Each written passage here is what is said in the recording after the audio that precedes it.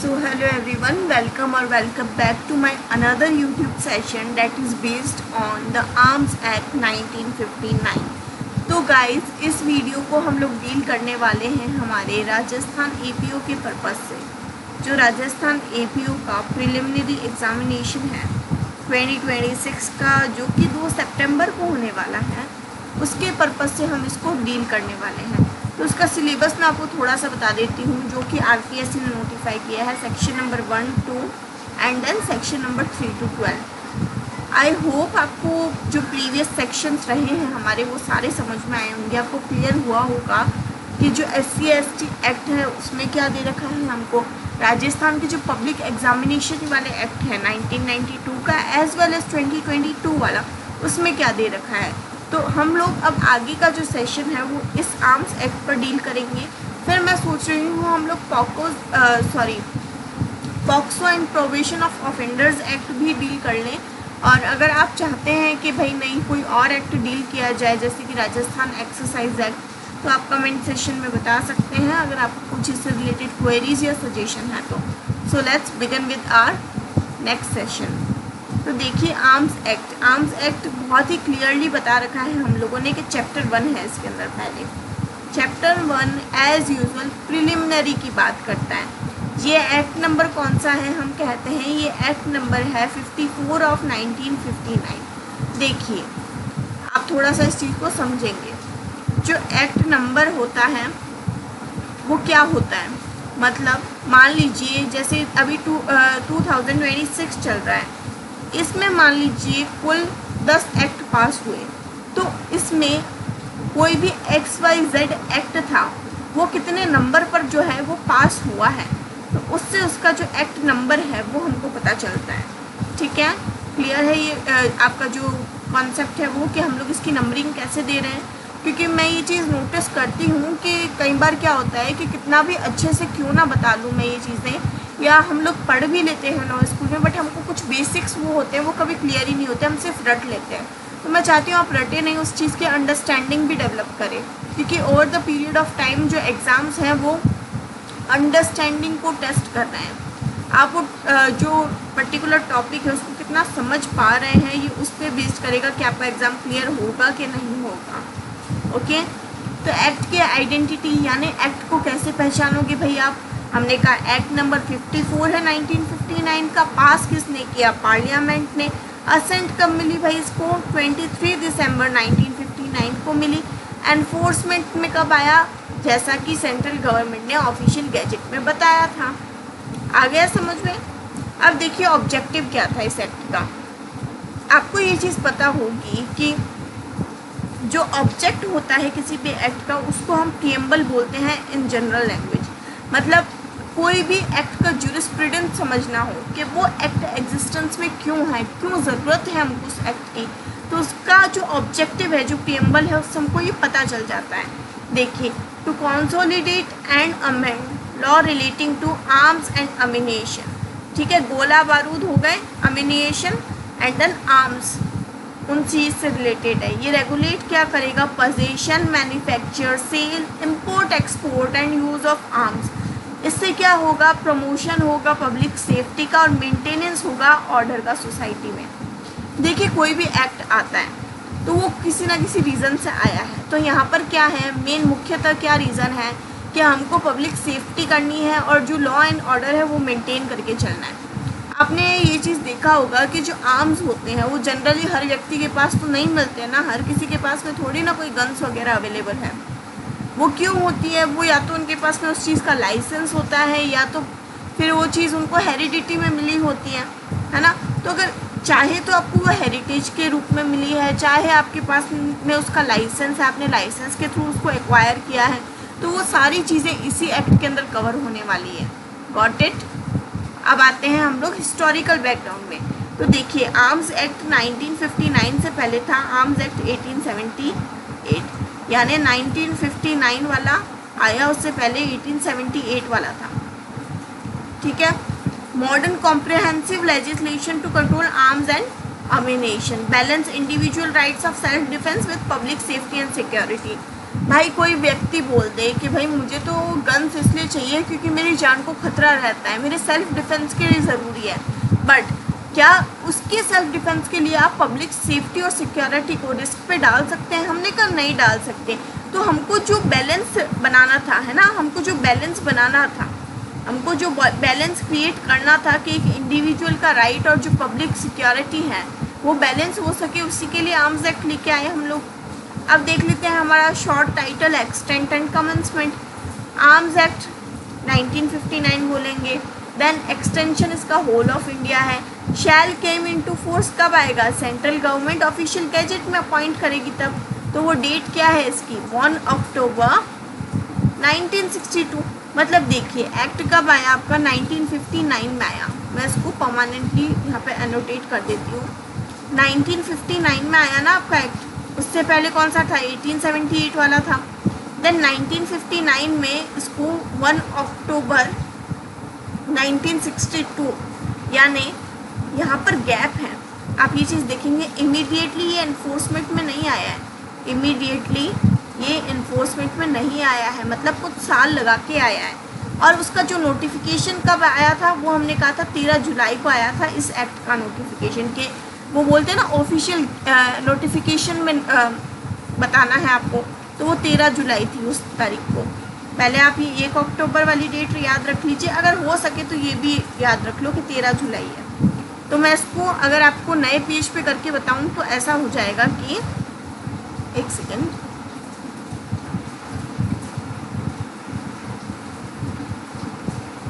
देखिए 23 दिसंबर 1959 and then 1962 आपका 1 अक्टूबर, ठीक है, इसके बीच में आया था इसका नोटिफिकेशन, वो आया था 13 जुलाई को 1962। ये नोटिफिकेशन की डेट हो गई आपकी, ये हो गई आपकी एसेंट की डेट, ये हो गई आपकी विद एनफोर्समेंट वाली डेट। आ गए ये चीज़ समझ में? तो ये तीनों तारीख अगर आपको याद हो जाए तो क्या आपके लिए ये चीज़ें और सिंपल नहीं हो जाएगी? अगर कोई फैक्ट बेस्ड चीज़ आती है तो हो जाएगी ना। अब देखिए, अब हमको है ना कुछ चीज़ें देखनी है, कुछ डेफिनेशंस वगैरह होती है, वो चीज़ें देखनी है। अब देखिए प्रिलिमिनरी के अंदर क्या क्या आता है, एक स्ट्रक्चर बता देती हूँ मैं। ये पूरे एक्ट का ही बता रही हूँ अभी तो, हालांकि चैप्टर नंबर 1 और 2 ही आ रहा है हमारे सिलेबस में, बट मैं चाहती हूँ कि एक बार हमको ओवरव्यू तो सारा ही मिल जाना चाहिए। प्रिलिमिनरी में कौन कौन से सेक्शंस आते हैं भाई? आपके सेक्शन नंबर 1 और 2, और ये सिलेबस में है भी हमारे। देन आता है chapter number 2, acquisition, possession, manufacture, sale, import, export and transfer of arms and ammunition, यानी सेक्शन नंबर 3 to 12, ठीक है। देन लाइसेंस की बात चैप्टर नंबर 3 में की है। Powers and procedure chapter number 4 में बताए हैं। Offences and penalties chapter number 5 में है। एंड देन कुछ मिसलेनियस प्रोविजंस है वो चैप्टर नंबर 6 के अंदर दे रखे हैं हमको। क्लियर है? कोई बहुत बड़ी चीज़ नहीं है। देखिए आपको एक फैक्ट्स देख लीजिए, ये मैंने आपको बता ही दी है ना। इसकी नोटिफिकेशन की डेट भी आप लिख सकते हैं, 13 जुलाई थी यहाँ पर, है ना, 1962 की। तो आप ये भी याद रख सकते हैं अगर रखना चाहें तो, वरना ये जो 2 डेट्स हैं ये तो आपको हर हालत में याद होनी ही चाहिए, 1 अक्टूबर वाली एंड 23 दिसंबर वाली। अब एक चीज़ और देख लीजिए, इम्पॉर्टेंट क्या रहने वाला है, डेफिनेशन सेक्शन रहने वाला है। फर्स्ट सेक्शन में तो सिर्फ हमको कमेंसमेंट वगैरह ये ही ध्यान रखना पड़ता है कि कहाँ कहाँ अप्लाई होता है। तो देखिए होल ऑफ इंडिया पे होता है, ये चीज़ आपको अच्छे से याद हो ही जानी चाहिए, इस चीज़ में कोई किंतु परंतु मत रखिएगा। सेक्शन नंबर 2 क्या बोलता है? सेक्शन नंबर 2 बात करता है डेफिनेशन एंड इंटरप्रिटेशन की, यानी अब हम इसको कुछ पार्ट्स के अंदर पढ़ने वाले हैं ना। क्यों इम्पोर्टेंट है? क्योंकि फाउंडेशन है इस एक्ट का, हर प्रोविजन को इन्हीं डेफिनेशन के कंस्ट्रक्शन में पढ़ना है हमको, और कई बार डायरेक्ट क्वेश्चंस आए हैं। अब देखिए डेफिनेशन के साथ में एक तरह का क्वेश्चन ये भी बन सकता है आपको कि डेफिनेशन दे दी आपको, है ना, डेफिनेशन का टाइटल दे दिया एंड देन सेक्शन नंबर पूछ लिया उसका, कौन से सेक्शन में। तो ऐसे करके आपको बहुत सारी डेफिनेशन मैचअप्स के फॉर्म में भी पूछी जा सकती है, और आप वो तभी आइडिया लगा पाओगे जब आपको सारी डेफिनेशन विद उनके क्लॉजेस, सबसेक्शन, ये सब याद हो। ओके, अब आते हैं हम लोग हमारी फर्स्ट डेफिनेशन पे, डेट इज एक्विजिशन। एक्विजिशन क्या होता है? हमने बोला acquisition is with its grammatical variation and cognate expressions include hiring, borrowing, accepting as a gift। क्या क्या आ गया? हायर करना, बोरो करना और एक्सेप्ट करना एज ए गिफ्ट। देखिए, हो सकता है आपने खुद नहीं खरीदी, कोई भी गन वगैरह है या कोई भी प्रकार का आम है वो आपने खुद नहीं खरीदा, आपको एज ए गिफ्ट मिला है, तो वो भी इसमें एक्विजिशन में आ गया। देन हायर भी करना हो जाता है ना, कि आपने किसी और से ली। बोरो करना भी हो जाता है। बोरो कैसे? कि भाई मतलब एक दिन के लिए तेरी गन मिलेगी क्या मुझे उधार, तो वो भी हो गया। एक्विजिशन का मतलब ये है उस चीज़ को एक्वायर करना। एक्वायर करना मतलब ग्रहण करना। और एक्विजिशन क्या है? एक वाइडर टर्म है देन परचेज से। देखिए, परचेज का मतलब क्या हो गया? आपने उसको खरीदा, तो यानी जो रिटेल है ना, जो होलसेल है वो आ गया, ठीक है।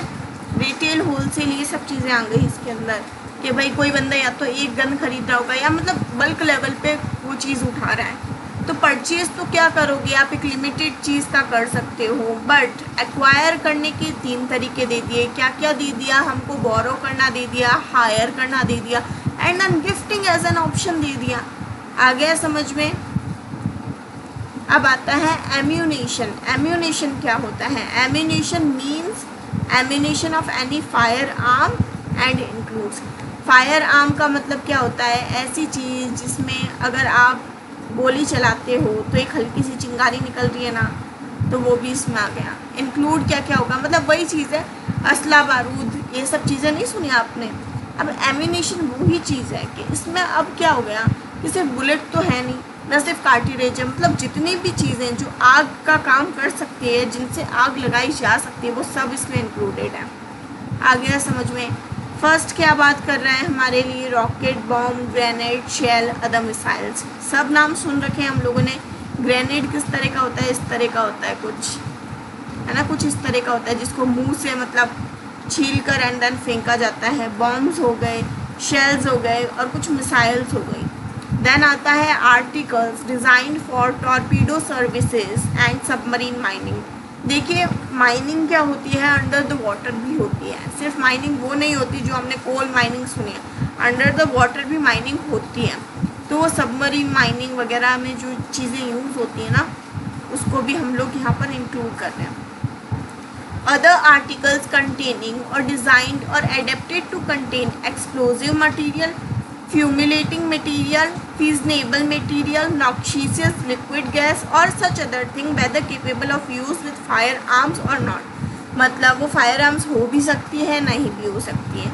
अब देखिए, एक्सप्लोजिव मटेरियल मतलब धमाका होने वाला कोई भी मटेरियल, धमाका करना है, धमाके के लिए जो यूज़ हो रहा है ना, वही एक्सप्लोजिव हो गया। फ्यूमिगेटिंग मतलब कोई भी चीज़, मतलब ऑयल से रिलेटेड कोई भी चीज़ हो गई, है ना, ज्वलनशील पदार्थ बोल सकते हैं।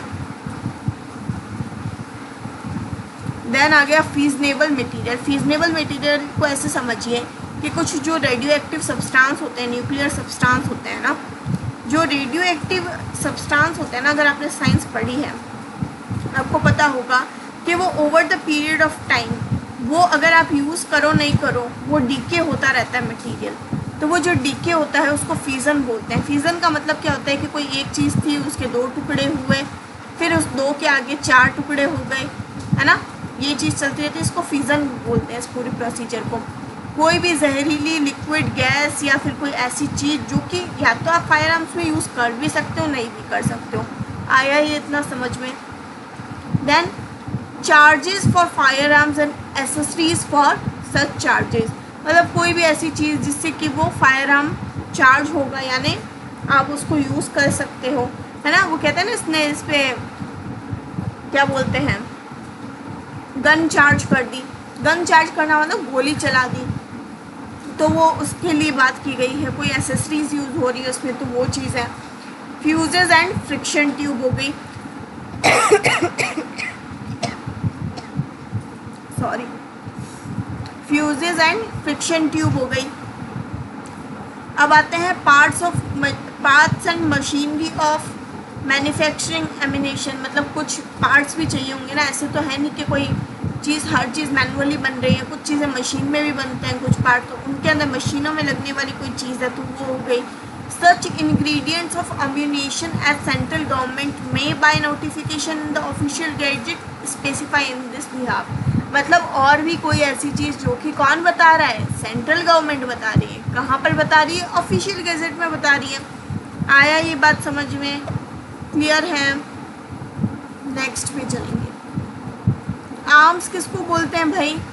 आर्म्स का मतलब ऐसा आर्टिकल जो डिज़ाइन किया गया है या एडेप्ट किया गया है as a weapon for offence और फॉर डिफेंस। ये बहुत इम्पॉर्टेंट चीज़ है कि आर्म का जो पर्पज़ है, हमने यहाँ पर सिर्फ ऑफेंस पर्पज़ से नहीं पढ़ रहे हैं इसको, हम इसको डिफेंस के लिए भी पढ़ रहे हैं। ज़रूरी थोड़ी ना है कि हर कोई व्यक्ति ऑफेंस करने के लिए आर्म्स का यूज़ करता है, लोग डिफेंस के लिए भी तो करते हैं। जैसे कि हमारी डिफेंस फोर्सेस, अगर वो आर्म्स एंड एमिनेशन नहीं यूज़ करेंगे then how will they protect us, है ना? वो प्रोटेक्शन कैसे करेंगे हमारा सीमावर्ती इलाकों में?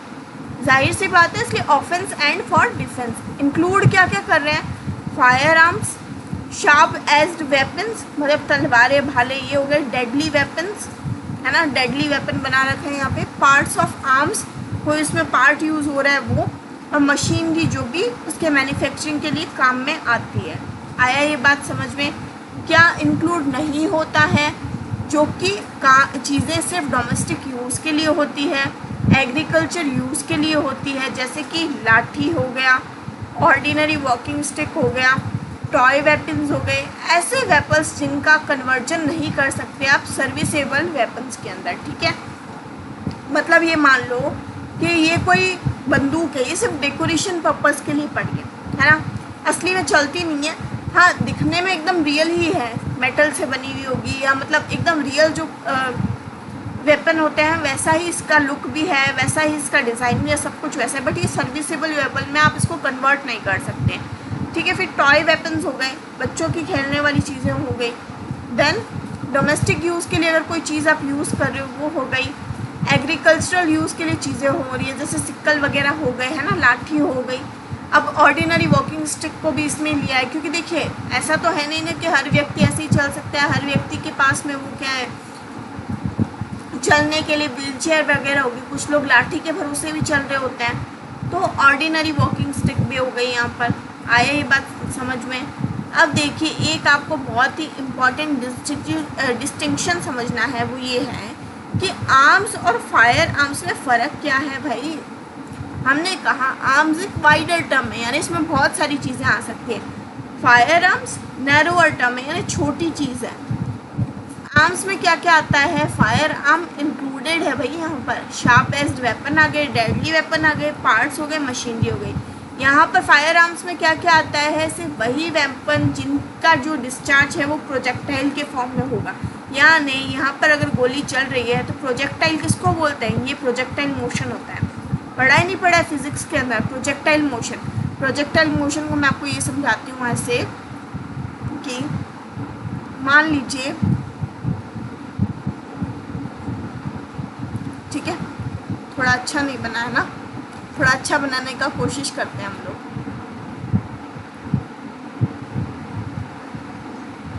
यहाँ पर भी ख़राब बना है मुझसे, चलो कोई नहीं, आप या तो समझो इस चीज़ को थोड़ा सा, है ना?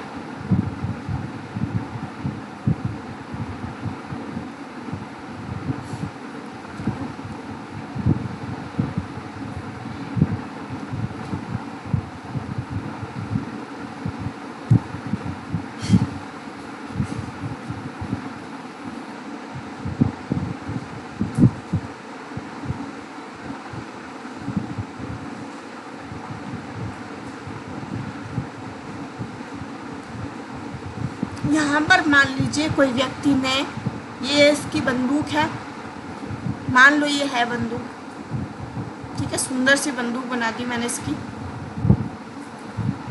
अब ये इसने क्या किया, यहाँ पर ये इसने बंदूक, बुलेट थी, ये फायर किए, यहाँ पर फायर हुई है, चिंगारी निकली है, एंड देन ये इसकी मान लो बुलेट को हम लोग इस येलो पेन से बता देते हैं ये बुलेट है इसकी, सोने वाली पीतल की जो बुलेट है,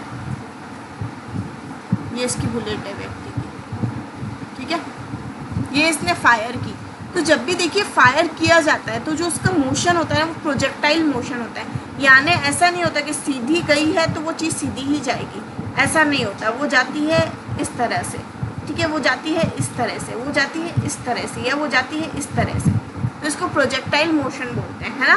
कर्व्ड होकर जाती है, कुछ एंगल पे वो चीज़ जा रही है, वो डायरेक्ट 90 डिग्री पर परपेंडिकुलर नहीं चलती है वो चीज़। आई चीज़ समझ में आपको?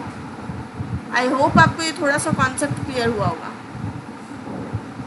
अब हम लोग आते हैं नेक्स्ट वाली चीज़ पर कि एक्सप्लोजिव की रिक्वायरमेंट इसमें ज़रूरी नहीं कि होगी। कब होगी? जब हमको कोई भी फायर आर्म्स है तो आर्म्स के अंदर भी एक्सप्लोजिव की रिक्वायरमेंट है, यहाँ पर नेसेसरी होता है। बिना एक्सप्लोजिव या एनर्जी के किसी भी फॉर्म के आप इसको यूज़ नहीं कर सकते, है ना। फायर आर्म्स के अंदर आपको एक्सप्लोजिव मटेरियल तो चाहिए ही चाहिए। एग्जाम्पल्स के लिए देखिए, नाइफ हो गया, सॉर्ड हो गया, लाठी हो गई, फायर आर्म्स हो गए और एसेट्रा, यानी और भी इससे कोई रिलेटेड चीज़ें जो आप आर्म्स में कवर करते हो या डिफाइन की गई हैं। एंड देन फायर आर्म्स में क्या गया? पिस्टल आ गई, राइफल आ गई, रिवॉल्वर आ गई, शॉटगन आ गई, है ना। और जितनी भी आपकी कोई गन्स वगैरह की वेराइटीज़ है, कैनन वगैरह है, वो सब चीज़ें आ गई। तो ये सब क्या है? ये फायर आर्म्स के एग्जाम्पल हैं, ठीक है। एक अच्छी सी लाइन है, या आप थोड़ा सा याद कर लीजिए अगर कर सकते हैं तो। ये है, every fire arm is arm but every arm is not a fire arm. मतलब कौन हो गया बड़ा टर्म?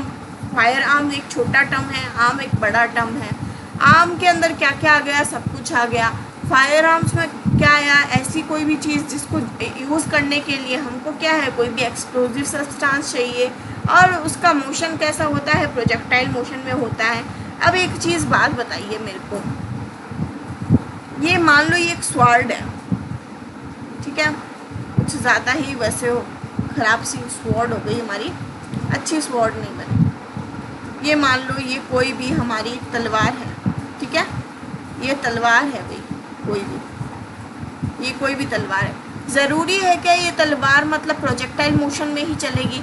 हो सकता हो ये सीधी अंदर चली जाए किसी व्यक्ति के, पॉसिबल है ना। तो इसका मोशन कोई डिफाइंड मोशन नहीं बता रखा ना हमको। अब एक बार तो लाठी है, लाठी फेंक रहे हो आप, ये ठीक है, ये एक लाठी है, ये एक लाठी है, ठीक है। अब ये लाठी का जो मोशन है, ज़रूरी है कि प्रोजेक्टाइल मोशन में लाठी फेंकोगे? सीधी भी तो पड़ सकती है किसी को, है ना। किसी के हाथ पर मार दी तो वो तो एकदम परपेंडिकुलर भी हो सकती है वो चीज़। तो ये वो चीज़ समझाई है, आई समझ में आपको? तो ये आपको एक बेसिक आपको आइडिया हो जाना चाहिए कि हम पढ़ क्या रहे हैं, कौन सी डेफिनेशन को कैसे हम लोग मानेंगे, ठीक है। अब आता है डीएम साहब कौन होंगे भाई? डीएम साहब मतलब डिस्ट्रिक्ट मजिस्ट्रेट, एंड जहाँ system of commissioner of police का है वहाँ पर कमिश्नर ऑफ पुलिस, मतलब जहाँ पर अगर कमिश्नर ऑफ पुलिस है वहाँ पर तो कमिश्नर ऑफ पुलिस को हमने डीएम की उपाधि दी है, और जहाँ पर नहीं है वहाँ पर डिस्ट्रिक्ट मजिस्ट्रेट को मान लिया हम लोगों ने। And any other officer rank of deputy commissioner of police and above, मतलब या तो कमिश्नर ऑफ पुलिस है या फिर क्या है, डिप्टी कमिश्नर है भाई, यानी मिनिमम क्या है, डिप्टी कमिश्नर ऑफ पुलिस की या उनसे अबव की रैंक होनी ज़रूरी है। डिटरमाइन कौन करेगा भाई? इनको स्टेट गवर्नमेंट करेगी, तो ये चीज़ पता होनी चाहिए। ये स्टेट गवर्नमेंट वाली चीज़ आप हाईलाइट करेंगे, यहाँ पर स्टेट गवर्नमेंट होती है यहाँ पे, आई चीज़ समझ में आपको? Then DM under arms act में इंक्लूड कमिश्नर ऑफ पुलिस और डिप्टी कमिश्नर ऑफ पुलिस, अगर स्पेसिफाई कर दे आपको गवर्नमेंट, देन आया चीज़ समझ में। अब ये देखो, ये जो डीएम है ना, डीएम यहाँ पर एक सब्स्टिट्यूशन हुआ था आर्म्स अमेंडमेंट एक्ट में 1971 में, तो ये आपको इसके साथ में पढ़ लेना है जब भी आप पढ़ेंगे।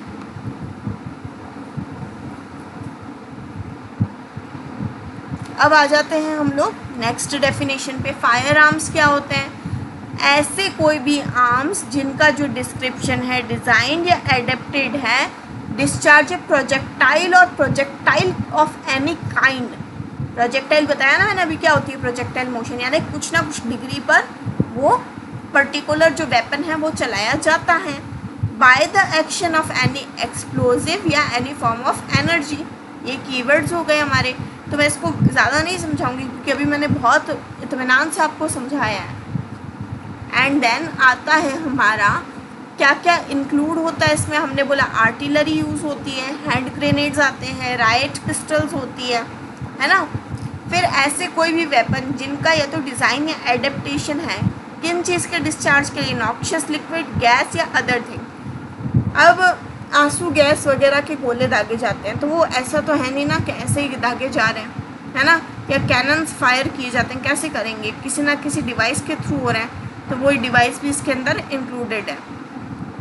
देन नेक्स्ट आता है आपका accessories of such fire arms, जो कि या तो डिमिनिश करती है नॉइज़ को या फ्लैश को, जो कि कॉज बाय फायरिंग है।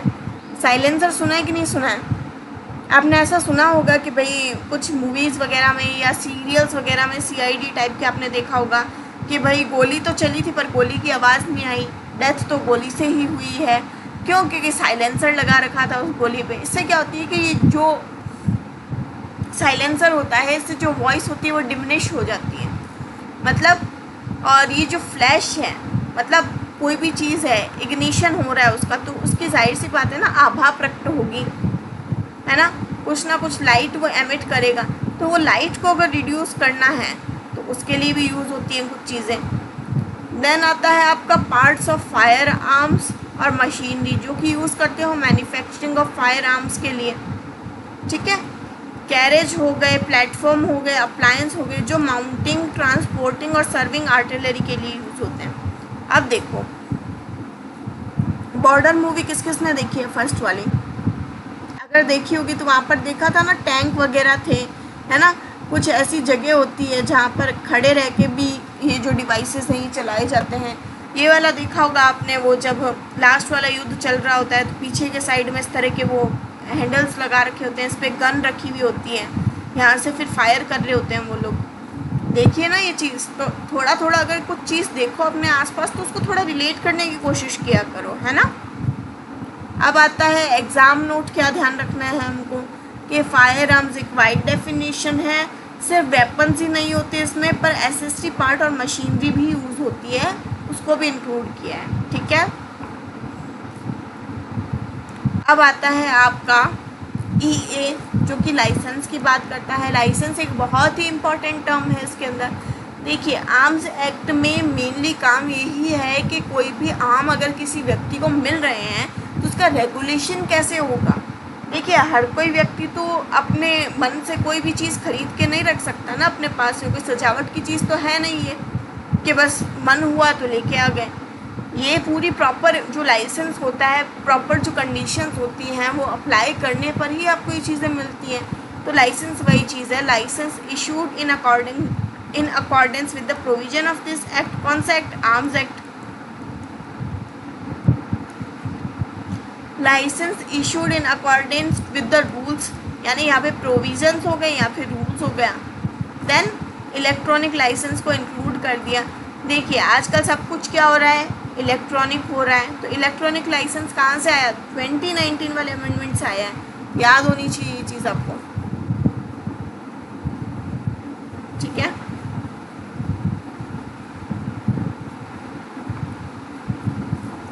अब लाइसेंसिंग अथॉरिटी कौन होगी? ऐसा कोई भी ऑफिसर, अथॉरिटी जिसको एम्पावर किया गया है इस एक्ट के द्वारा कि वो या तो लाइसेंस दे सकती है या रीन्यू कर सकती है। रीन्यू किसका होगा? ऐसे व्यक्ति का लाइसेंस रीन्यू होता है जिसके पास में एग्जिस्टिंग लाइसेंस है। और ग्रांट किसको किया जाता है लाइसेंस? जो भी फर्स्ट टाइमर होता है उसके पास में उस चीज़ से संबंधित कोई लाइसेंस होता नहीं है।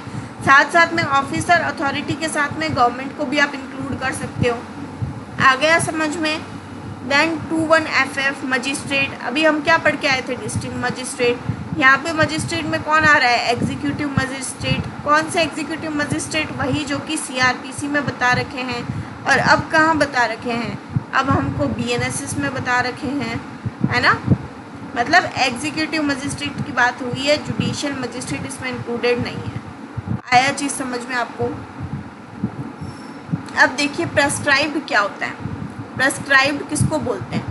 प्रेस्क्राइब्ड का मतलब होता है जो कि रूल्स इस एक्ट के अंदर में मिले हैं उसके थ्रू अगर आप कोई चीज़ बताते हो तो उसको प्रेस्क्राइब्ड बोलते हैं, ठीक है। आया इतना सा समझ में आप सबको? देन अब आते हैं हम लोग 21H में, जो कि बात करता है प्रोहिबिटेड अम्यूनिशन क्या होते हैं, ऐसी चीज़ें जो प्रोहिबिट की हुई है। मतलब ऐसा कोई भी डिस्क्रिप्शन जिसमें क्या क्या हो, नॉक्शियस लिक्विड हो, नॉक्शियस गैस हो। लिक्विड और गैस यहाँ पर आपके कीवर्ड हो गए, लिक्विड और गैस क्या हो गए, कीवर्ड हो गए। रॉकेट आ गए, बॉम्ब आ गए, ग्रेनेड्स आ गए, शेल्स आ गए, मिसाइल्स आ गई। ऐसे कोई भी आर्टिकल जो कि टॉर्पीडो सर्विस के लिए यूज़ हो रहे हैं, ऐसे कोई भी आर्टिकल जिनको सबमरीन माइनिंग के लिए यूज़ किया जाता है, सच आर्टिकल यानी ऐसे आर्टिकल जो कि सेंट्रल गवर्नमेंट नोटिफिकेशन जो है अपना ऑफिशियल गैजेट का उसमें स्पेसिफाई करके दे दी है। देन आते हैं आपके प्रोहिबिटेड आर्म्स। देखो तरीका समझो, इस चीज़ को बनाया कैसे जा रहा है। Prohibited arms and then prohibited ammunition, ये दोनों डेफिनेशन साथ में पढ़ते चलो। आर्म्स कौन सी हो गई भाई, प्रोहिबिटेड कोई भी ऑटोमेटिक फायर आर्म है, मतलब ऑटोमेटिक गन हो गई भाई, यानी ऐसी कोई भी फायर आर्म जो डिस्चार्ज करती है कंटिन्यूसली एक से ज़्यादा शॉट, है ना। यानी ऐसे कोई भी बड़ी जो गन हो गई जिसको मतलब आपको मैनुअली रीलोड नहीं करना है ना, सिंगल फंक्शन ट्रिगर, एक बार तुमने ट्रिगर दबाया एंड देन लगातार इतने राउंड फायर हो गए, उतने राउंड फायर हो गए, सुनी होगी ये बातें, वो चीज़ है। Until the pressure on the trigger is released और मैगजीन और क्लिप एज द केस में बी इज एग्जॉस्टेड। मतलब एग्जॉस्टेड का मतलब कि जब तक कि वो जो गोलियां हैं ना आपकी गन्स हैं, जब तक कि वो ख़त्म नहीं हो जाती, गन्स की जो गोलियां हैं, क्या बोलते हैं आप उसको, देखिए मेरे को पता नहीं है, मैं एक सीधी सादी व्यक्ति हूँ, है ना। आई थिंक बुलेट्स वगैरह होती हैं, बुलेट्स ही बोलते हैं क्या उसको, बड़ी गन्स वाली जो भी होती है वही चीज़ है ये। हमको ज़्यादा ये चीज़ें नहीं ध्यान रखनी, हमको सिर्फ टर्म्स ध्यान रखनी है ना। यानी कंटिन्यूसली एक से ज़्यादा शॉट होना चाहिए, मोर देन वन शॉट, और कैसा होना चाहिए, कंटिन्यू होना चाहिए, ठीक है। मैनुअल रीलोडिंग नहीं होनी चाहिए, विदाउट मैनुअल रीलोडिंग होना चाहिए, सिंगल फंक्शन होना चाहिए उसका ट्रिगर का, ठीक है। जब तक कि उसका प्रेशर ट्रिगर से ना तो हटाया जाए, ना ही मैगजीन से हटाया जाए, ना क्लिप से हटाया जाए, तो ये अलग अलग चीज़ें होती हैं। Any weapon of any description designed और adapted for discharging of noxious liquid, gas and other thing. ऐसा कोई भी वेपन जो कि किस लिए हम लोगों ने बनाया है या किस लिए उसका डिज़ाइन हुआ है, ताकि उससे नॉक्शियस लिक्विड, गैस या इसी तरह का कोई पदार्थ छोड़ा जा सके।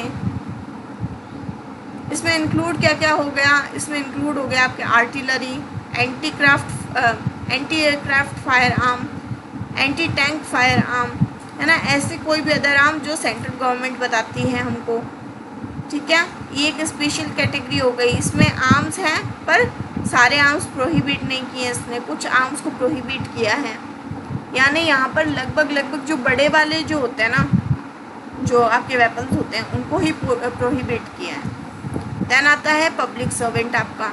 पब्लिक सर्वेंट कौन सा भाई, जो सेक्शन 21 में बता रखा है आईपीसी के। अब कहाँ पर बता रखा है, अब हम बोलते हैं बता रखा है 228 ऑफ बीएनएस।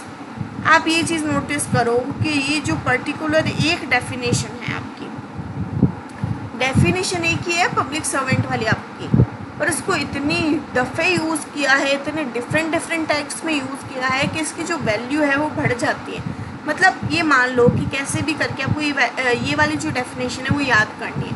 अगर आपको लगता है कि ये बहुत हार्ड है, आप नहीं कर पा रहे हो, तो मैं इसके लिए एक स्पेशल जो सेशन है वो मैं करने का सोच रही हूँ, तो उसमें मैं आपको बताऊँगी कि कैसे आप डेफिनेशंस को सारी याद कर सकते हो, ठीक है। अब आता है ट्रांसफ़र किसको बोलते हैं। ट्रांसफ़र मतलब ग्रामेटिकल वेरिएशन, कॉग्निट एक्सप्रेशन के साथ में क्या इंक्लूड है, लेटिंग ऑन हायर, लैंडिंग, गिविंग या पार्टिंग विथ पोजेशन। ट्रांसफ़र का मतलब क्या होता है, किसी व्यक्ति को दे देना वो चीज़, लैंड करना यानी उधारी पर देना, या उसको दे देना, है ना। गिविंग मतलब दे दी, यानी गिफ्टिंग के पर्पज़ से हो गई। पार्टिंग वे विथ पोजेशन मतलब आपका जो पोजीशन था वो आपने किसी और को दे दिया, वो चीज़ हो गई। आया समझ में।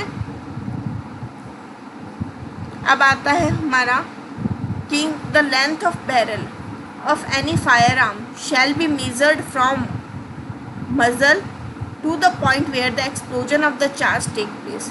अब देखो यहाँ पर बैरल है, बैरल समझ गए, जो आगे गन के आगे की साइड वाली जो पोर्शन होता है ना, जो नली होती है, उसको बोला है। इसमें ये जो मज़ल वाला पोर्शन होता है आपका, और ये जो फायर आर्म्स जहाँ से निकल रहा है, ये वाला जो पोर्शन होता है जहाँ पर एक्सप्लोजन होता है ना, जहाँ पर बारूद आकर फटता है और फिर उस प्रेशर के साथ में आगे जाके जो गन वगैरह जाती है, तो उसकी लेंथ कैसे मेजर करोगे, यहाँ से लेकर यहाँ तक, इस पॉइंट तक, ये लेंथ ऑफ बैरल होगी आपकी। ये कितनी भी हो सकती है, ये कितनी भी हो सकती है। आया समझ में आपको?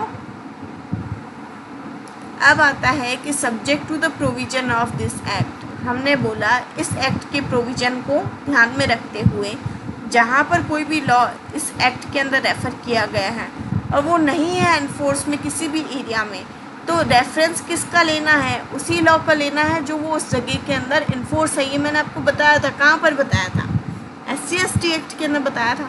देखिए मान लीजिए एक पर्टिकुलर एरिया है, ये पर्टिकुलर एरिया हो गया हमारा, ठीक है। अब इस एरिया के अंदर बाकी जगह तो मैं कह रही हूँ आर्म्स एक्ट लग जाएगा। आई थिंक थोड़ा ज़्यादा लाइट हो गया। ये कुछ इतना पोर्शन मान लो, यहाँ पर तो क्या लग रहा है, आर्म्स एक्ट लग रहा है। और फिर मान लो कि जो इतना पोर्शन है येलो वाला, यहाँ पर आर्म्स के रेगुलेशन के लिए कोई अदर एक्ट है वो लगता है, तो हम लोग किसका रेफरेंस ले लेंगे, उस एक्ट का रेफरेंस ले लेंगे, ठीक है। तो मतलब जो भी कॉरेस्पॉन्डिंग लॉ बन रहा है उसका रेफरेंस ले लो। आई बात समझ में? देन सबसेक्शन 4 क्या बोलता है, subject to the provision of this act, इस एक्ट के प्रोविजन को सब्जेक्ट रखते हुए कोई भी ऑफिसर और अथॉरिटी जो कि रेफ़र की गई है इस एक्ट के अंदर किसी भी डेजिग्नेशन के थ्रू या नहीं, the reference of such officer और authority shall be constituted as reference to that officer authority corresponding rank as the central government may by notification specify in this behalf. मान लो फ़र्क क्या आ रहा है वो चीज़ थोड़ा सा समझो। जो आपका 2(1) है ना, यहाँ पर डेफिनेशन बताइए। दो के अंदर बताया है कि लेंथ ऑफ बैरल कैसे मेजर होगी। इसको अच्छा बनाएंगे, थोड़ा सा अच्छा बनाते हैं, चलो।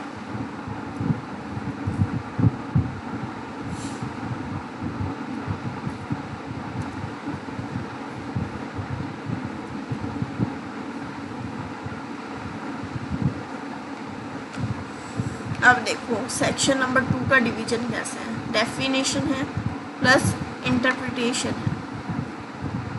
2(1) के अंदर क्या दे रखी है, जितनी भी डेफिनेशन है आपकी वो दे रखी है। 2(2) के अंदर क्या बात कर रही है, लेंथ ऑफ बैरल।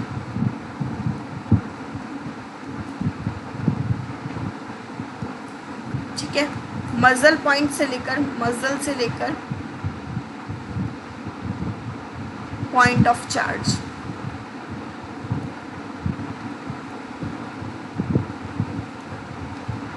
जहाँ से फायर एक्सप्लोड हो रही है। ठीक है, किसकी है ये मजल, बैरल की है। यहाँ से, सॉरी पेन चेंज करते हैं हम लोग, यहाँ पर जो यहाँ से लेकर यहाँ तक की जो डिस्टेंस होगी आपको वो लेंथ ऑफ बैरल हो जाएगी। आया समझ में? अब आते हैं हम लोग 2(3) में क्या दिया हुआ है, अगर लॉ अप्लाई नहीं हो रहा है, लॉ आर्म्स एक्ट आपका 1959 वाला वहाँ पर अप्लाई नहीं हो रहा है, कौन सा लॉ अप्लाई होगा, हमने कहा कॉरेस्पॉन्डिंग लॉ, मतलब वहाँ पर जो भी लॉ है वो हम मान लेंगे। 2(4) क्या बोलता है, मान लो लॉ जो आर्म्स एक्ट है इसके अंदर जो अथॉरिटी है, जो आपके ऑफिसर्स हैं वो वहाँ पर नहीं अप्लाई हो रहे हैं, तो कौन से ऑफिसर्स लेने हैं, कौन सी अथॉरिटी लेनी है, हमने कहा वही वाली लेनी है जो कि कॉरेस्पॉन्डिंग है।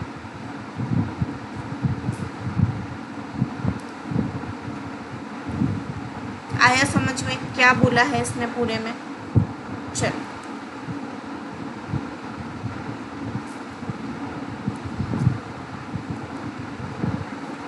अब आ जाता है हमारा चैप्टर नंबर 2, यानी कि सेक्शन 3 से अब हम लोग शुरुआत करने जा रहे हैं।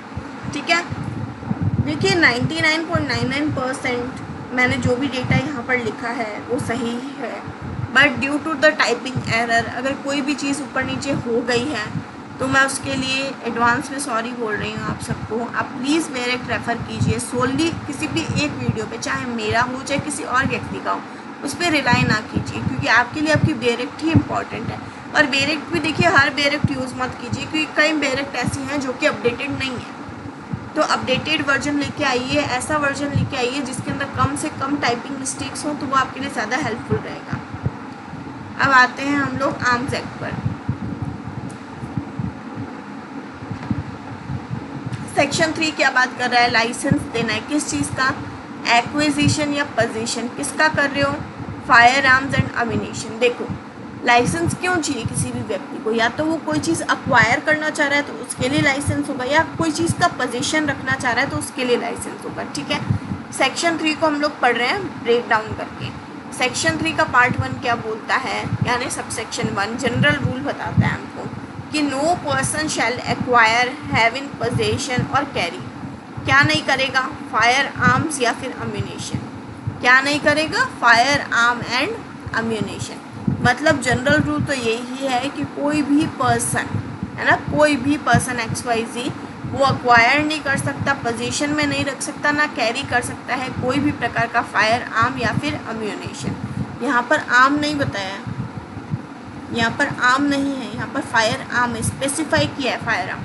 ध्यान रखना ये चीज़, स्पेसिफिकली फायर आर्म है, यहाँ पर आर्म नहीं है। अनलेस, यानी कि जब तक उसके पास में लाइसेंस नहीं है इस एक्ट और इस एक्ट के रूल्स के अकॉर्डिंग। आया समझ में? यहाँ पर क्या नहीं है, यहाँ पे आर्म्स नहीं दे रखे, क्योंकि हमने पढ़ा था ना आर्म्स क्या है, एक वाइडर टर्म है। आर्म्स क्या है? एक वाइडर टर्म है। आया समझ में? अनलेस। इसका प्रोवाइजो क्या बोलता है भाई?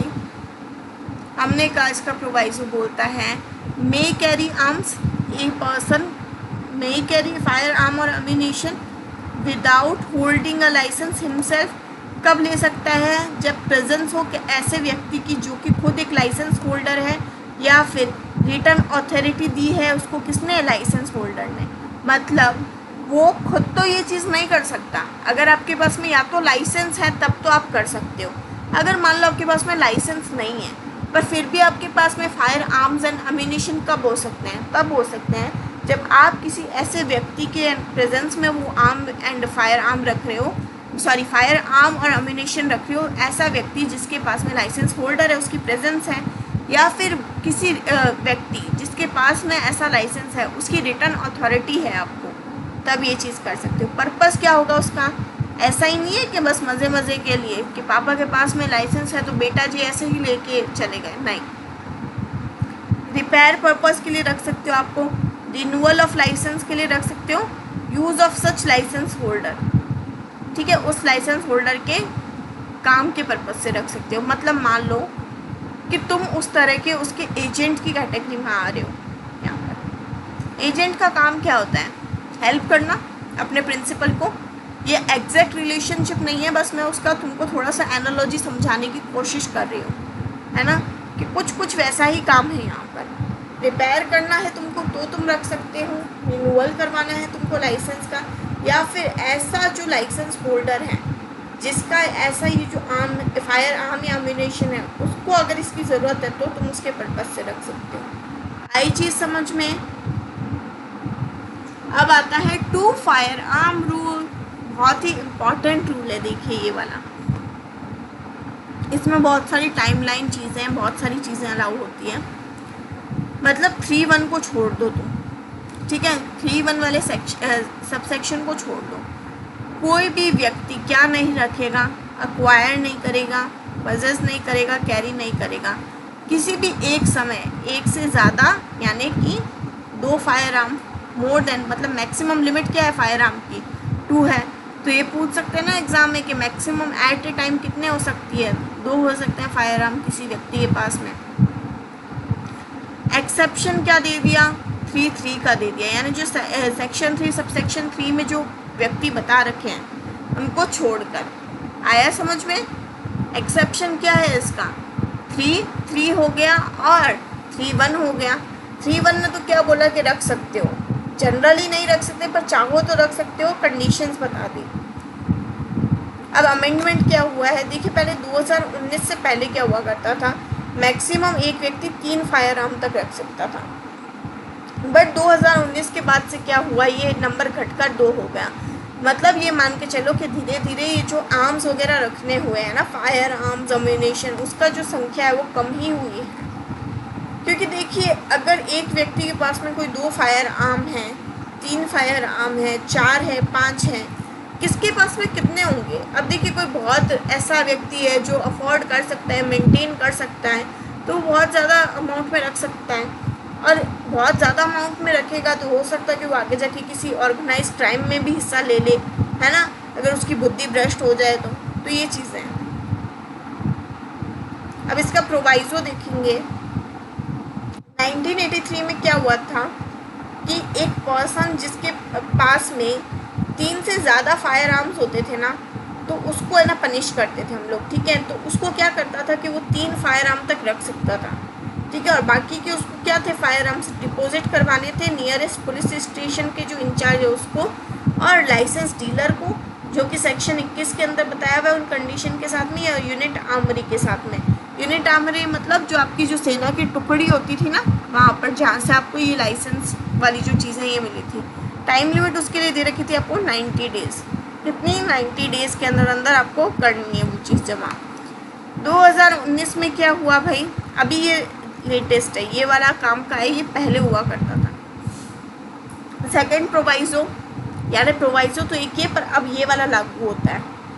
अब ये नई टाइमलाइन क्या आ गई इसमें कि एक पर्सन के पास में पोजीशन में 2 से ज़्यादा फायर आर्म्स नहीं होने चाहिए। कौन से दिन से, जब 2019 वाला ये एक्ट है ये एनफोर्समेंट में आया है। मैक्सिमम कितने रिटेन करेगा, 2 करेगा, और डिपॉजिट कैसे करना है उसको, नियरेस्ट पुलिस स्टेशन में जाके करवा दो, या लाइसेंस डीलर को करवा दो सेक्शन 21 के अंडर में, यूनिट आर्मरी को करवा दो अगर आप आर्म्ड फोर्सेस के व्यक्ति हो तो। टाइम क्या दे दिया भाई, यहाँ पर टाइम यहाँ पर चेंज हुआ है, टाइम चेंज हुआ है आपका, 1 साल हो गया, यहाँ पर कितना हो गया, 1 साल हो गया। आई बात समझ में, क्लियर है। अब आता है डी लाइसेंसिंग वाली रिक्वायरमेंट, ठीक है, लाइसेंस मिल गए आपको, ठीक है। अब लाइसेंस अगर डी लाइसेंस करवाना हो तो कैसे करवाओगे, the deposited fire arm shall B D licensed within 90 days from the expiry of aforesaid 1 year। मतलब जैसे ही 1 साल का समय निकला आपका, आपको उसके 90 दिन के भीतर वो पर्टिकुलर फायर आर्म का जो लाइसेंस है उसको रद्द कर देना है। आया बात समझ में? समझेंगे इसको इस तरह से कि मान लीजिए ये कोई एक फायर आर्म है,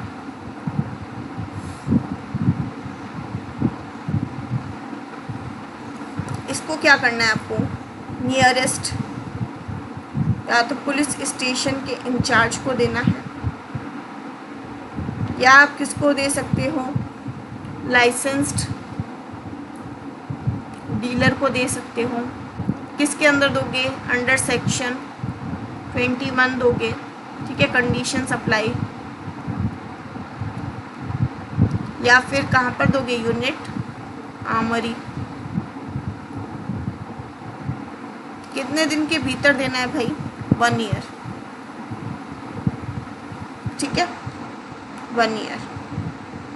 फिर साथ ही साथ में यहाँ पर ये जो आपने दे दिया है अपना फायर आर्म, इसको डी लाइसेंसिंग का पीरियड क्या है,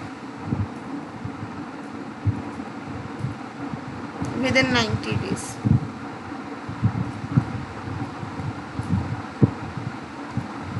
ठीक है, आया समझ में?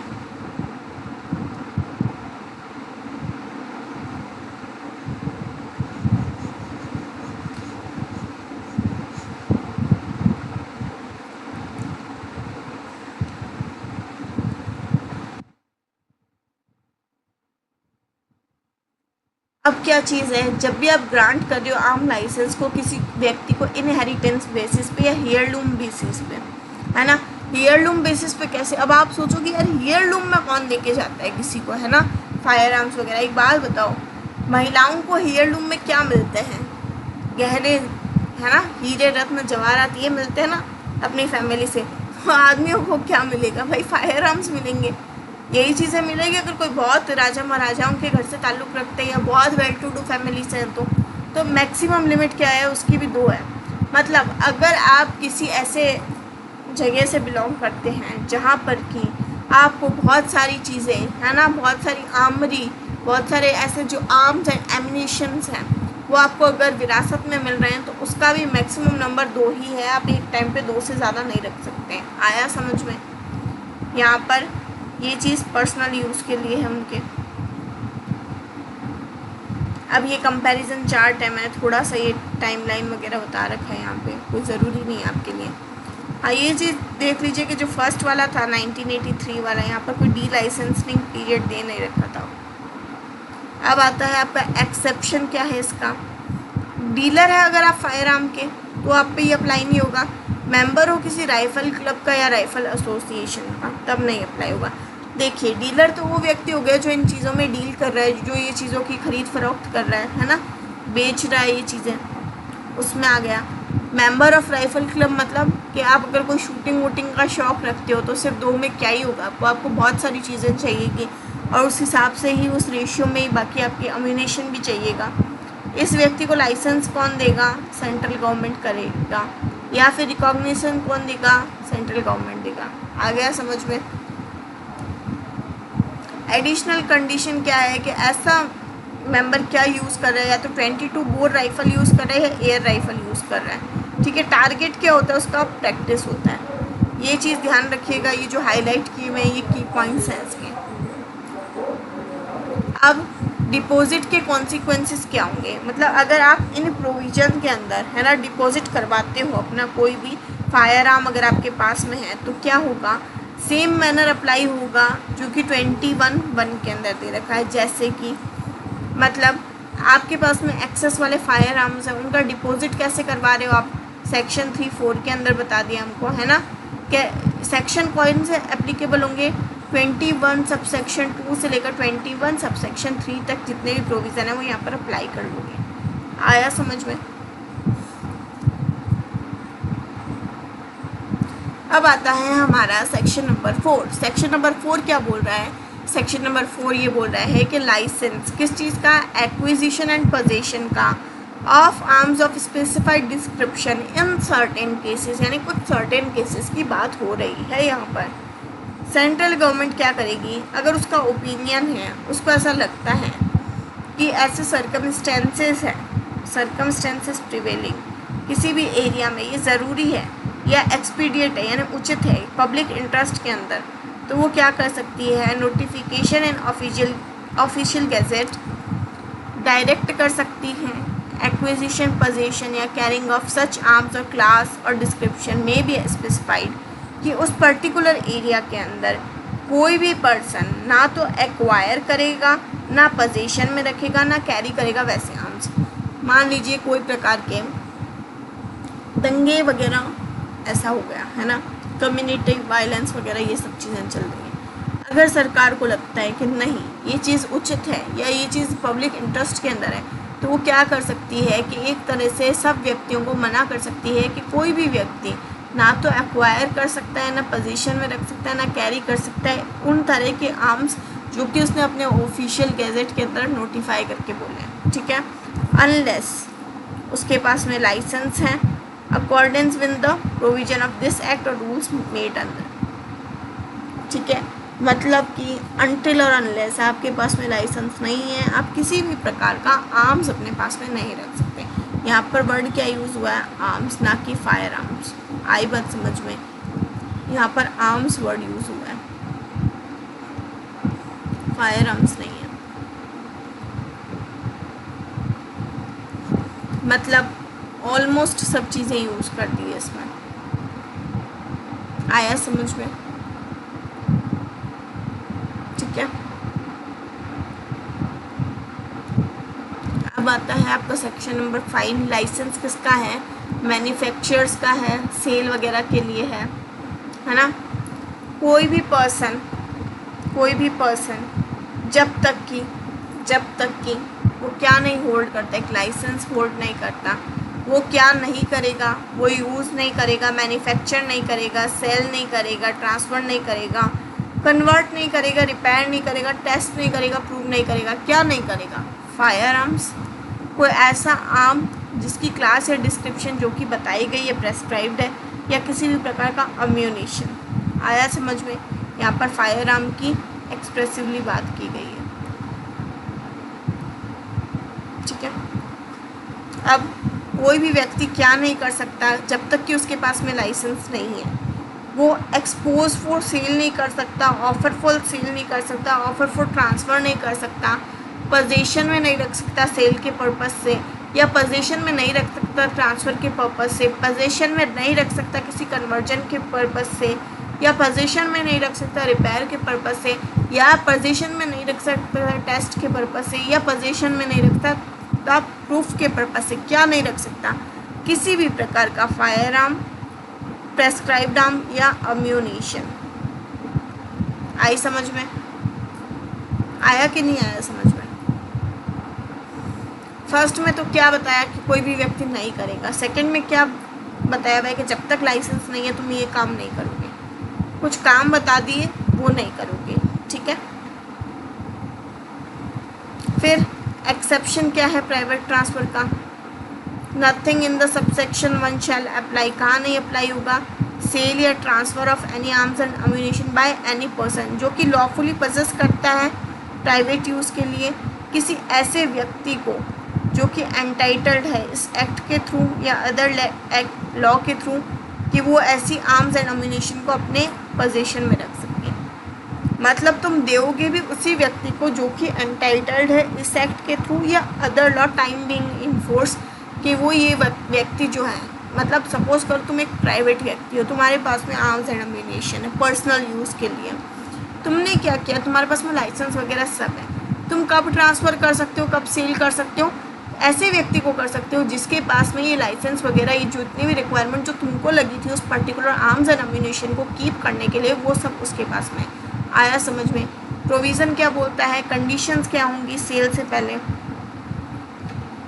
कोई सेल या ट्रांसफ़र तब तक इफ़ेक्टिव नहीं होगा जब तक कि जो सेलर है या ट्रांसफ़र है उसने इन्फॉर्म कर दिया है, किस में, राइटिंग में, किसको करेगा, डिस्ट्रिक्ट मजिस्ट्रेट को करेगा जिसके पास में जुरिस्डिक्शन है, या फिर ऐसे ऑफिसर इंचार्ज को जो कि इसके नियरेस्ट पुलिस स्टेशन का है।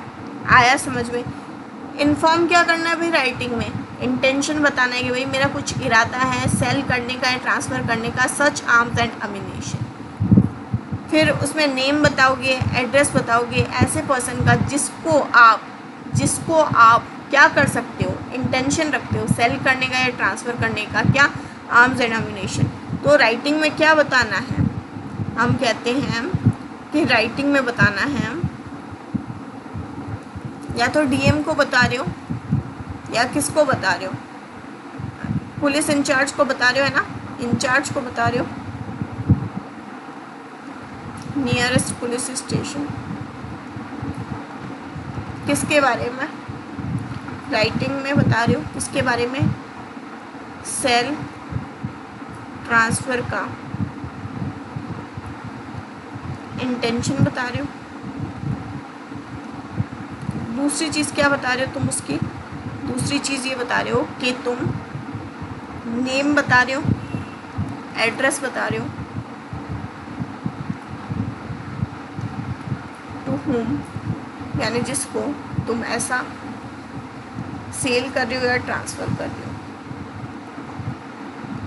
आया समझ में? ये जो राइटिंग है ना, ये राइटिंग है, ये एक बहुत ज़रूरी चीज़ है, मतलब इन्फॉर्म करना ज़रूरी है, मन मर्जी के मालिक नहीं हो गई तो, है ना, ठीक है। इतना हुआ। अब देखो, और सेकंड चीज़ क्या है, एक पीरियड होगा 45 डेज़ का। कितने डेज़ का? 45 डेज़ का। ये 45 डेज़ का है। ये पीरियड एक्सपायर होना चाहिए उस पर्टिकुलर इन्फॉर्मेशन को देने के बाद में, ठीक है, ये चीज़ होनी चाहिए। This proviso does not apply to sale और transfer by the licence dealers और ordinary course of business under the licence. मतलब ये चीज़ कब है, वेटिंग पीरियड कब अप्लाई हो रहा है, ये वेटिंग पीरियड तब अप्लाई हो रहा है जब आप अपनी प्राइवेट यूज़ वाली चीज़ किसी और को दे रहे हो। मान लो तुम गाड़ी वाड़ी भी खरीदते हो तो तुम उसका जो आरसी वगैरह होता है चेंज करवाते हो ना भाई, बताते हो ना, जो आरटीओ वाले होते हैं कि भाई मैं इस व्यक्ति को, फलाने व्यक्ति को ये ट्रांसफ़र वगैरह कर रहा हूँ, वरना तुम्हारे नाम से वो गाड़ी चलती रहेगी, कहीं ठुक वुक गई तो क्या हो जाएगा, तुम पर आएगी लाइबिलिटी। आया समझ में? चाहो तो इसको ऐसे भी देख सकते हो कि फर्स्ट वाले के अंदर क्या बता रखा है हमको कि यूज़ क्या क्या नहीं करना, लाइसेंस मैंडेटरी है इसलिए। फिर लाइसेंस का ये बता रखा है कि आप एक्सपोज नहीं करोगे, ऑफर फॉर सेल नहीं करोगे, क्या, फायर आर्म्स या एम्यूनिशन जो भी प्रेस्क्राइब्ड हैं। फिर प्राइवेट ट्रांसफ़र का एक्सेप्शन बता रखा है। फिर प्रोवाइजो दे रखा है कि रिटर्न इन्फॉर्मेशन होनी चाहिए, 45 डेज़ का वेटिंग पीरियड होगा, मतलब देने के बाद में 45 दिन रुकना है तुमको ट्रांसफ़र या सेल से पहले, है ना। फिर रिज़ल्ट क्या होगा, सेल और जो ट्रांसफ़र है वो लॉफुल हो जाएगी। मतलब ये सारी कंडीशंस अगर फॉलो होती है और तुम अगर ये 45 डे का वेटिंग पीरियड निकाल लेते हो तो क्या हो जाएगा, ये लॉफुल हो जाएगा सारा काम। आया समझ में? अब आ जाओ सेक्शन नंबर 6 पर। Section number 6, licence for shortening of guns और conversion of imitation firearms into firearms. अब मान लो कि भाई कोई एक बंदूक है, क्या है भाई, बंदूक है। अब इसको, अभी तो तुमको पता ही है नॉन फंक्शनल है, ये फंक्शनल नहीं है, इसमें कोई असली की कोई वो क्या कहते हैं बुलेट्स वगैरह नहीं निकल रही है ना, कोई धमाका नहीं हो रहा है इससे। बट कोई व्यक्ति क्या करता है कि इन जो चीज़ें हैं इनको कन्वर्ट करने की पावर रखता है, उसके पास में कुछ ऐसी टेक्निक्स है, वो कुछ इस तरह की चीज़ें जानता है, उसको प्रोसीजर पता है कि इन जो नॉन फंक्शनल चीज़ों को है, नॉन फंक्शनल को फंक्शनल बना सके, इसको फंक्शनल बना सके, ऐसी चीज़ें पता है उसको। तो आप क्या कर सकते हो, ऐसा कर सकते हो क्या, हमने कहा कर सकते हो, पर इसके लिए लाइसेंस लगेगा। क्या लगेगा, लाइसेंस लगेगा, ठीक है। No person shall unless, licence है, ये सब चीज़ें नहीं करेगा। क्या नहीं करोगे, शॉर्ट नहीं करोगे इसकी बैरल मतलब ये जो आगे नली निकली हुई होती है ना, ये शॉर्ट नहीं कर सकते आप, कन्वर्ट नहीं कर सकते इमिटेशन फायर आर्म को रियल फायर आर्म में। मतलब मान लो कि कोई मॉडल है ना, कोई मॉडल है, दिखने में एकदम रियल है सब चीज़ें, पर ये मॉडल है, इसको तुमने रियल चीज़ के अंदर कन्वर्ट कर दिया तो क्या लाइसेंस की रिक्वायरमेंट है। कन्वर्ट करना एक कैटेगरी से क्या दूसरी कैटेगरी से। रूल्स कौन से लेने हैं हमको, रूल्स हम लोग लेंगे 2000, ठीक है, आया इतना समझ में। रूल्स कौन से हैं, 2016 वाले हैं, ठीक है। लाइसेंस की रिक्वायरमेंट है, कैटेगरी ही चेंज कर दी तुमने। मान लो कि वो चीज़ गन की कैटेगरी में आती थी, तुमने उसको बड़ी वाली जो बंदूक होती है उसकी कैटेगरी में कन्वर्ट कर दिया। एक्सप्लेनेशन क्या दिया हुआ है, इमिटेशन फायर आर्म क्या होता है, ऐसी कोई भी चीज़ की जिसकी अपीयरेंस जो है वो तो फायर आर्म की है, वो केपेबल हो सकती है किसी भी शॉट, बुलेट या अदर मिसाइल को डिस्चार्ज करने के लिए या नहीं भी, ठीक है। नकली जो बंदूकें होती है वो है भाई, ज्वेलरी भी तो होती है ना, ये चीज़ देखो, इमिटेशन ज्वेलरी भी तो होती है, उसमें कुछ चीज़ रियल हो भी सकती है, नहीं भी हो सकती है, वो चीज़ है। अब आता है सेक्शन नंबर 10 आपका।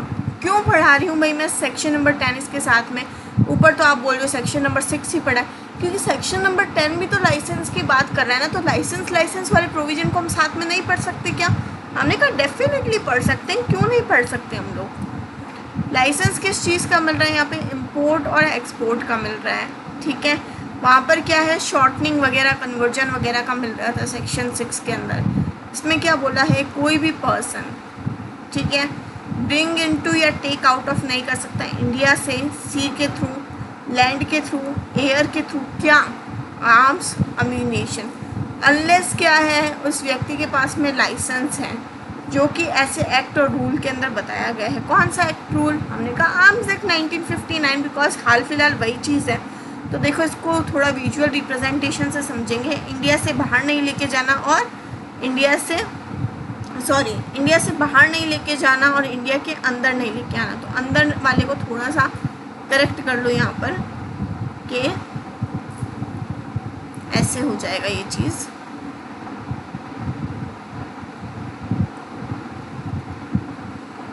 ये इंडिया के अंदर आ गई, ठीक है।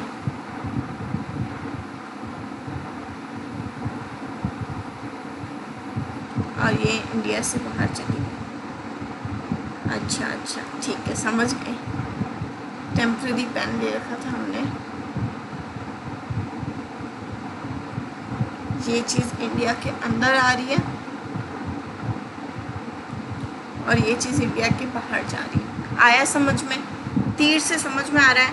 एक चीज़ अंदर आ रही है, एक चीज़ बाहर जा रही है। तरीका क्या होगा भाई उसका? हम कह देते हैं उसका तरीका है या तो वो सी के थ्रू आ रही है या लैंड के थ्रू या एयर के थ्रू। कैसे आ रही है? सी, लैंड या एयर के थ्रू। अब इसका प्रोवाइजो भी देखना पड़ेगा हमको, एक्सप्लेनेशन भी देखना पड़ेगा, है ना, तब जाके तो ये सब सेक्शन पूरा होगा। तो हम पहले एक्सप्लेनेशन देखते हैं। अब इसमें अगर टूरिस्ट की बात की गई है तो कैसे मानना है हमको? टूरिस्ट का मतलब वो व्यक्ति होगा जो कि सिटीज़न नहीं है इंडिया का। क्या नहीं है? सिटीज़न नहीं है, पर विज़िट करता है इंडिया।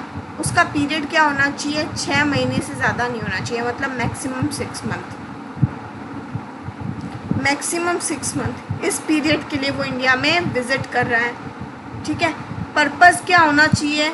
ये पर्पज़ होने चाहिए। ये जो यहाँ से ए से एफ पर्पज़ बता रखे ना, ये पर्पज़ के लिए ही आ सकता है। वो क्या क्या है वो पर्पज़? किसी रिक्रिएशन के लिए आ रहा है, साइट सीइंग यानी घूमने फिरने के लिए आ रहा है, पार्टिसिपेट करने के लिए आ रहा है किसी रिप्रेजेंटेटिव कैपेसिटी के अंदर, है ना, सेंट्रल गवर्नमेंट की कोई मीटिंग है, किसी इंटरनेशनल कॉन्फ्रेंस के पर्पज़ से आ रहा है, किसी एसोसिएशन के पर्पज़ से आ रहा है, या कोई और बॉडी का वो मेंबर है इसलिए आ रहा है। आया समझ में?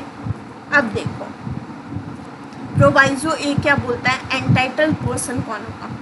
हमने बोला इस एक्ट के कारण या ऐसा कोई भी लॉ या एक्ट जो कि इंडिया के अंदर चल रहा है इसके कॉरेस्पॉन्डेंस में, है ना, not prohibited by this act और any other law from having arms ammunition in his possession may without license bring into or take out of India in reasonable quantity for his own private use। मतलब ऐसा कोई भी व्यक्ति जिसको licence की आवश्यकता नहीं है अपने पास में रखने के लिए, क्या रखने के लिए, हम बोलते हैं आर्म्स एंड अम्यूनेशन, ठीक है। पर उसकी भी क्या होगी? रीजनेबल क्वांटिटीज़ होगी और उसका एक प्राइवेट यूज़ होगा, है ना, प्राइवेट यूज़ के लिए ही वो यूज़ कर सकता है। फिर बोनाफाइड टूरिस्ट क्या होता है? हमने कहा वो कंट्री स्पेसिफाइड होगी हमारी सेंट्रल गवर्नमेंट के द्वारा। सेंट्रल गवर्नमेंट एक लिस्ट देगी नोटिफिकेशन के अंदर कि भाई ये फ़लानी कंट्री का अगर कोई भी टूरिस्ट आता है तो वो टूरिस्ट क्या है? हमारा बोनाफाइड टूरिस्ट है, ठीक है। उसको हम प्रोहिबिट नहीं कर रहे उस लॉज के द्वारा जो उस कंट्री में है। पजेसिंग आर्म एंड अम्यूनेशन मतलब ऐसा व्यक्ति है, ये बोनाफाइड कंट्री का है, इसके पास में आर्म्स एंड अम्यूनेशन होना इसकी खुद की कंट्री में भी मना नहीं है। विदाउट लाइसेंस इन पर प्रेस्क्राइब कंडीशन के साथ में इंडिया में लेके आ सकता है, रीजनेबल क्वांटिटी में लाएगा। यूज़ क्या होगा? Only of sport and no other purpose. ये आपका वेरी वेरी इम्पॉर्टेंट है, वेरी वेरी इम्पॉर्टेंट। सिर्फ स्पोर्ट्स पर्पज़ के लिए ही आपको यूज़ करना है, मतलब किसी और पर्पज़ के लिए तुम क्या नहीं कर सकते, क्या नहीं कर सकते, किसी और पर्पज़ के लिए तुम यूज़ नहीं कर सकते। सिर्फ स्पोर्ट्स के लिए है तो आप यूज़ कर सकते हो। आया समझ? अब सबसेक्शन 2 क्या बोलता है? जहाँ कमिश्नर ऑफ कस्टम या कोई other officer empowered, central government empowered कर रही है, उसको कोई भी डाउट है क्या कि प्रोवाइजो ए लग रहा है या प्रोवाइजो बी लग रहा है। प्रोवाइजो ए मतलब कि जो व्यक्ति वो एंटाइटल्ड है क्या, प्रोवाइजो बी क्या बोल रहा है? वो बोनाफाइड है क्या, वो बोनाफाइड टूरिस्ट है क्या, है ना, या कि रीजनेबल क्वांटिटी में ही है क्या उसके पास में चीज़ें, या उसका इंटेंशन क्या है यूज़ करने का। तो वो चाहे तो उसको डिटेन करके रख सकता है, ठीक है, क्या, आर्म्स एंड अम्यूनेशन को, जब तक कि सेंट्रल गवर्नमेंट के ऑर्डर नहीं मिल जाए। मतलब ये एब्सोल्यूट लाना, एब्सोल्यूट लाइसेंसिंग पावर नहीं है इसके अंदर। इसके अंदर अगर लगे उनको कि नहीं भाई यहाँ पर कुछ गलती है, तो वो व्यक्ति क्या कर सकता है, डिटेन रखने की पावर रखता है। कौन करेगा, या तो कमिश्नर करेगा कस्टम्स का, या कोई ऐसा ऑफिसर जो कि एम्पावर्ड है, ठीक है, सेंट्रल गवर्नमेंट के द्वारा। आया समझ में? पिछले वाले जो सेशन के अंदर भी हम लोगों ने देखा था कि भाई उसको लगता है कि प्रोसीड का फल है ये प्रॉपर्टी, तो वो क्या करता था, उसको कॉन्फिस्टिकेट करवाना था, है ना। तो इसलिए अटैचमेंट और सीजर के पर्पस से देता है ना कोर्ट को इन्फॉर्मेशन 48 आवर्स में। राजस्थान पब्लिक एग्जामिनेशन एक्ट के अंदर 2022 वाले के अंदर ये वही चीज़ है, मतलब उससे सिमिलर ही चीज़ है कि भाई पावर है यहाँ पर जो ऑफिसर्स हैं उनको कि वो चाहें तो अगर उनको डाउट है तो वो डिटेन भी कर सकते हैं। फिर सबसेक्शन 3 क्या बोलता है कि जब एक पार्ट ऑफ इंडिया से अदर पार्ट ऑफ इंडिया में जा रहे हो आप, सी, एयर या फिर कोई इंटरवेनिंग टेरिटरी के थ्रू जो कि इंडिया का पार्ट नहीं है, तो उसको डीम क्या करेंगे, taken out and brought out into India with in the meaning of this section. अब ये चीज़ समझने वाली है, ये चीज़ समझने वाली है।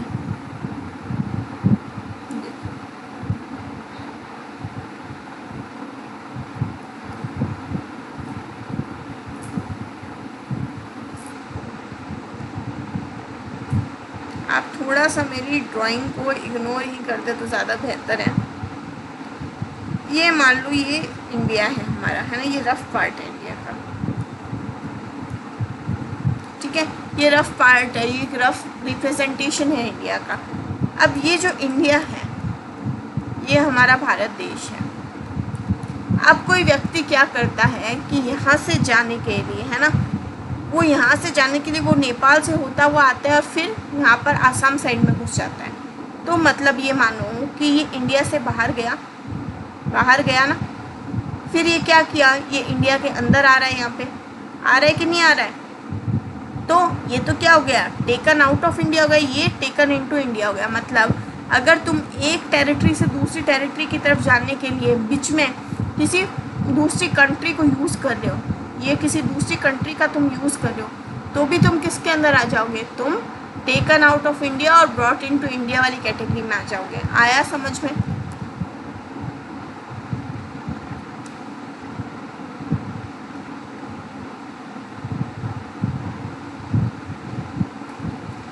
ये हम पढ़ चुके हैं, है ना। अब आता है सेक्शन नंबर 7। सेक्शन नंबर 7, 8 को हम साथ में पढ़ रहे हैं। सेक्शन नंबर 7 क्या बोलता है आपका, सेक्शन नंबर 7 बोलता है प्रोहिबिशन ऑफ एक्विजिशन और पोजीशन ऑफ मैन्युफैक्चर और sale of prohibited arms and prohibited ammunition. ठीक है, प्रोहिबिशन लगा रहे हो किस चीज़ पे, एक्विजिशन, पोजीशन, मैन्युफैक्चर, सेल, इन सब चीज़ों पर। नो पर्सन शैल, कोई भी व्यक्ति नहीं करेगा जब तक कि unless specially authorised by central government, क्या नहीं करेगा, एक्वायर नहीं करेगा, पोजीशन में नहीं रखेगा, कैरी नहीं करेगा। क्या नहीं करेगा, एक्वायर नहीं करेगा, पोजीशन में नहीं रखेगा, कैरी नहीं करेगा। क्या, prohibited arms and prohibited ammunition. ठीक है, क्या नहीं करेगा, यूज़ नहीं करेगा, मैन्युफैक्चर नहीं करेगा, सेल नहीं करेगा, ट्रांसफ़र नहीं करेगा, कन्वर्ट नहीं करेगा, रिपेयर नहीं करेगा, टेस्ट नहीं करेगा और प्रूव नहीं करेगा। ये सब चीज़ें नहीं करेगा जो कि प्रोहिबिटेड है किसी आर्म्स एंड अम्यूनिशन के लिए। एक्सपोज या ऑफर नहीं करेगा, क्या, सेल। एक्सपोज या ऑफर नहीं करेगा, क्या, ट्रांसफ़र। ठीक है, पजेस नहीं करेगा सेल के लिए, ट्रांसफ़र नहीं करेगा, ठीक है, कन्वर्जन नहीं करेगा, रिपेयर के लिए पोजीशन नहीं करेगा, टेस्ट के लिए नहीं करेगा, प्रूफ के लिए नहीं करेगा। किस चीज़ का, प्रोहिबिटेड आर्म्स एंड एम्यूनिशन का। आई इतनी चीज़ समझ में। अब ये आती है प्रोहिबिटेड आर्म्स कहाँ पर दे रखे हैं, सेक्शन 2(1)(i) में दे रखे हैं। प्रोहिबिटेड अम्यूनिशन कहाँ पर दे रखा है बेटा, वो दे रखा है 2(1)(h) के अंदर। ठीक है, अगर ये चीज़ का कॉन्ट्रावेंशन करते हो पनिशमेंट कहाँ मिलेगी, 25(1)(a) में और 25(1)(a) में। आया समझ में। फिर प्रोहिबिशन किस चीज़ का लगाया मैंने यहाँ पे, सेल एंड ट्रांसफ़र का लगाया। फायर आर्म्स जिन पर क्या नहीं है, आइडेंटिफिकेशन मार्क नहीं है, मतलब उनसे हमको पता नहीं चल रहा कि ये क्या है क्या नहीं है, कोई आइडेंटिफिकेशन मार्क नहीं है, तो उन चीज़ों का प्रोहिबिशन लगाया है सेल या ट्रांसफ़र से रिलेटेड।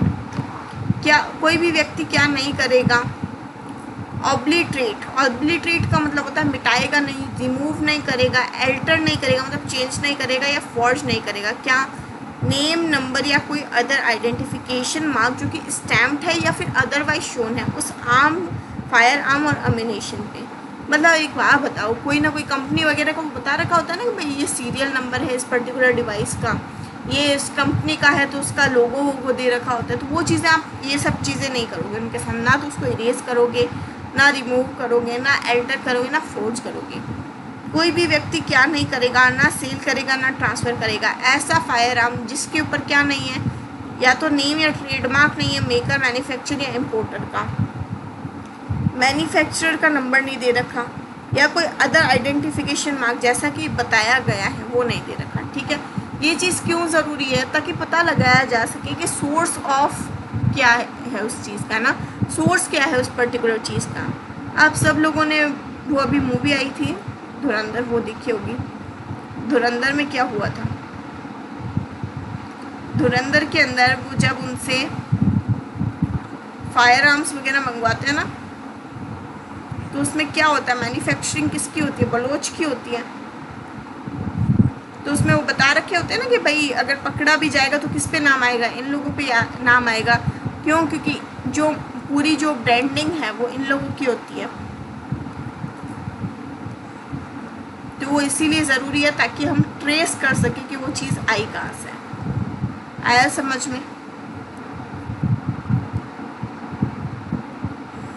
अब प्रिजम्पशन क्लॉज है।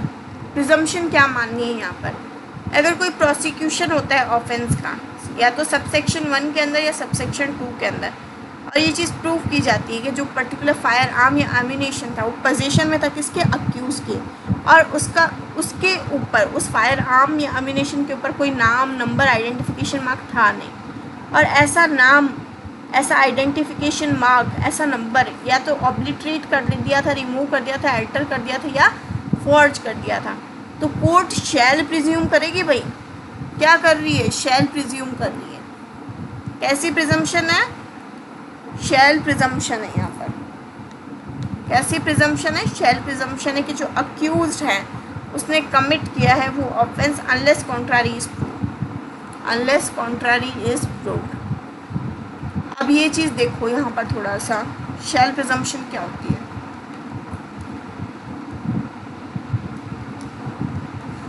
शैल प्रिजम्पशन का मतलब ये होता है कोर्ट इज क्या, कोर्ट को ये लगता है कि वो चीज़ ट्रू है अनलेस अदरवाइज प्रूव्ड।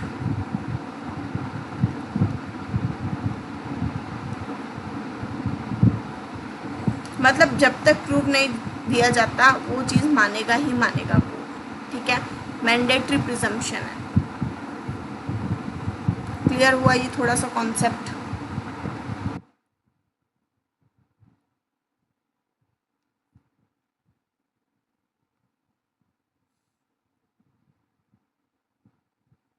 और कॉन्ट्रावेंशन होने पे कहाँ सज़ा मिल रही है, 8(1) की और 8(2) की, सेक्शन 25, सॉरी ये रहा, ये सेक्शन 25 1B और BB के अंदर इसकी सज़ा मिलेगी। ठीक है,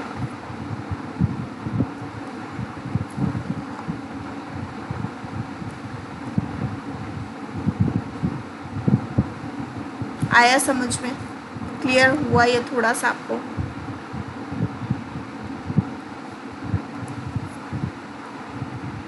अब हम देखते हैं हमारा next topic, section number 9, prohibition की बात कर रहे हो। एक्विजिशन, पोजेशन, किसके द्वारा, किसकी सेल के लिए, किसके ट्रांसफ़र के लिए, यंग पर्सन या certain other person of fire arm.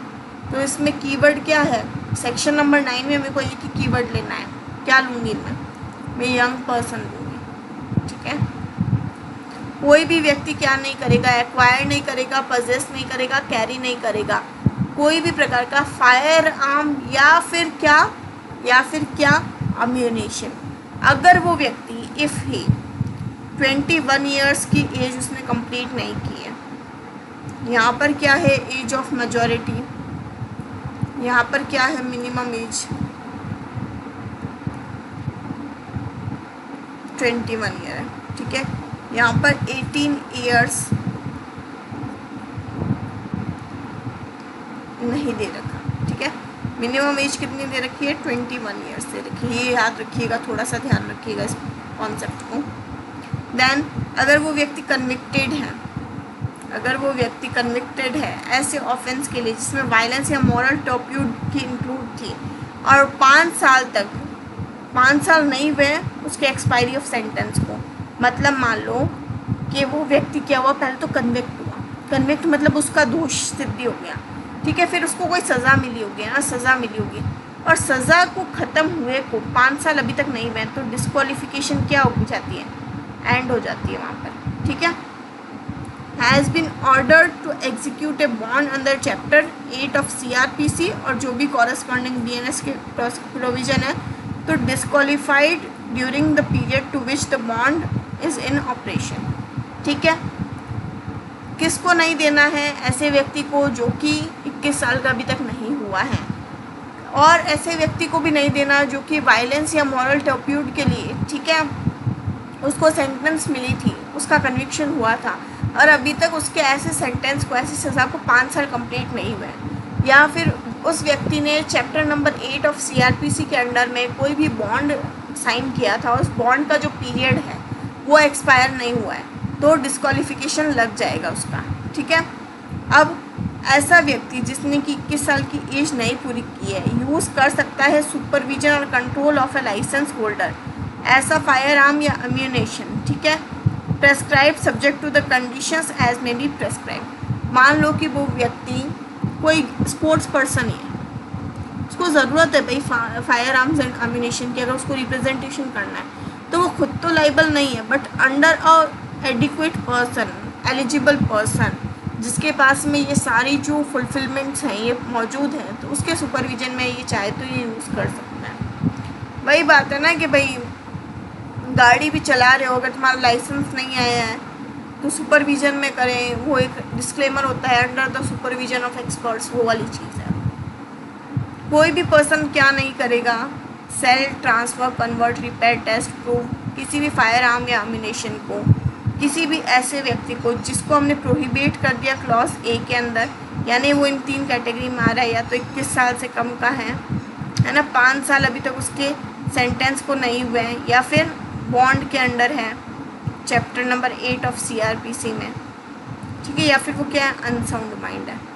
Unsound mind ये याद रख लेना, क्योंकि अनसाउंड माइंड होना अपने आप में ये इस चीज़ का प्रूफ है कि उस व्यक्ति के अंदर इतनी अंडरस्टैंडिंग नहीं है उस पॉइंट ऑफ टाइम पे कि आप उसको इतनी जो खतरनाक चीज़ें हैं वो हाथ में दे के बिठा दो। ट्रेनिंग का एक्सेप्शन दे दिया, ठीक है। ट्रेनिंग का एक्सेप्शन क्या है कि कोई भी व्यक्ति, ठीक है, जिसको ये प्रेस्क्राइब्ड एज लिमिट है वो यूज़ करना चाहे तो कर सकता है अगर ट्रेनिंग यूज़ के लिए यूज़ हो रहा है। अब देखिए सेना वगैरह में आप जब भर्ती होते हैं ना, तो उसमें 18 मिनिमम एज होती है भर्ती होने की, मैक्सिमम 21 एज तक कुछ जो स्पेसिफिक डिपार्टमेंट्स हैं वहाँ पर यूज़ होता है। अब कुछ ऐसी भी हम बोल सकते हैं फायर आर्म्स एंड अम्यूनेशन है, उनके लिए अलग अलग प्रकार की एजेस होती है। अगर आप उस पर्टिकुलर एज लिमिट में आ जाते हो तो आप उसके अंदर ट्रेन हो सकते हो। जैसे आपने सुना होगा कि जो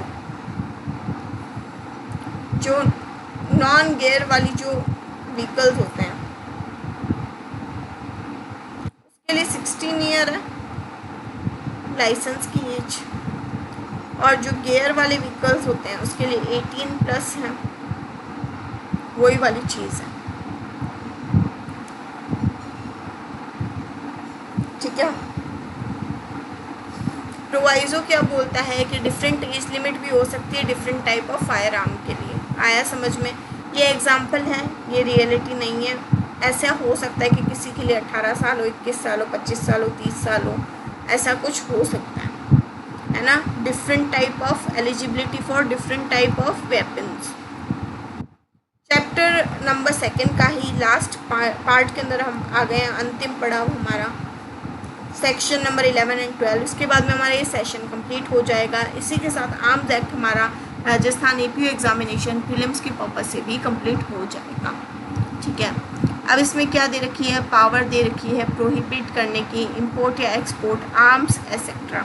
यहाँ पर आर्म्स लिखा हुआ है, यहाँ पर फायर आर्म्स नहीं है।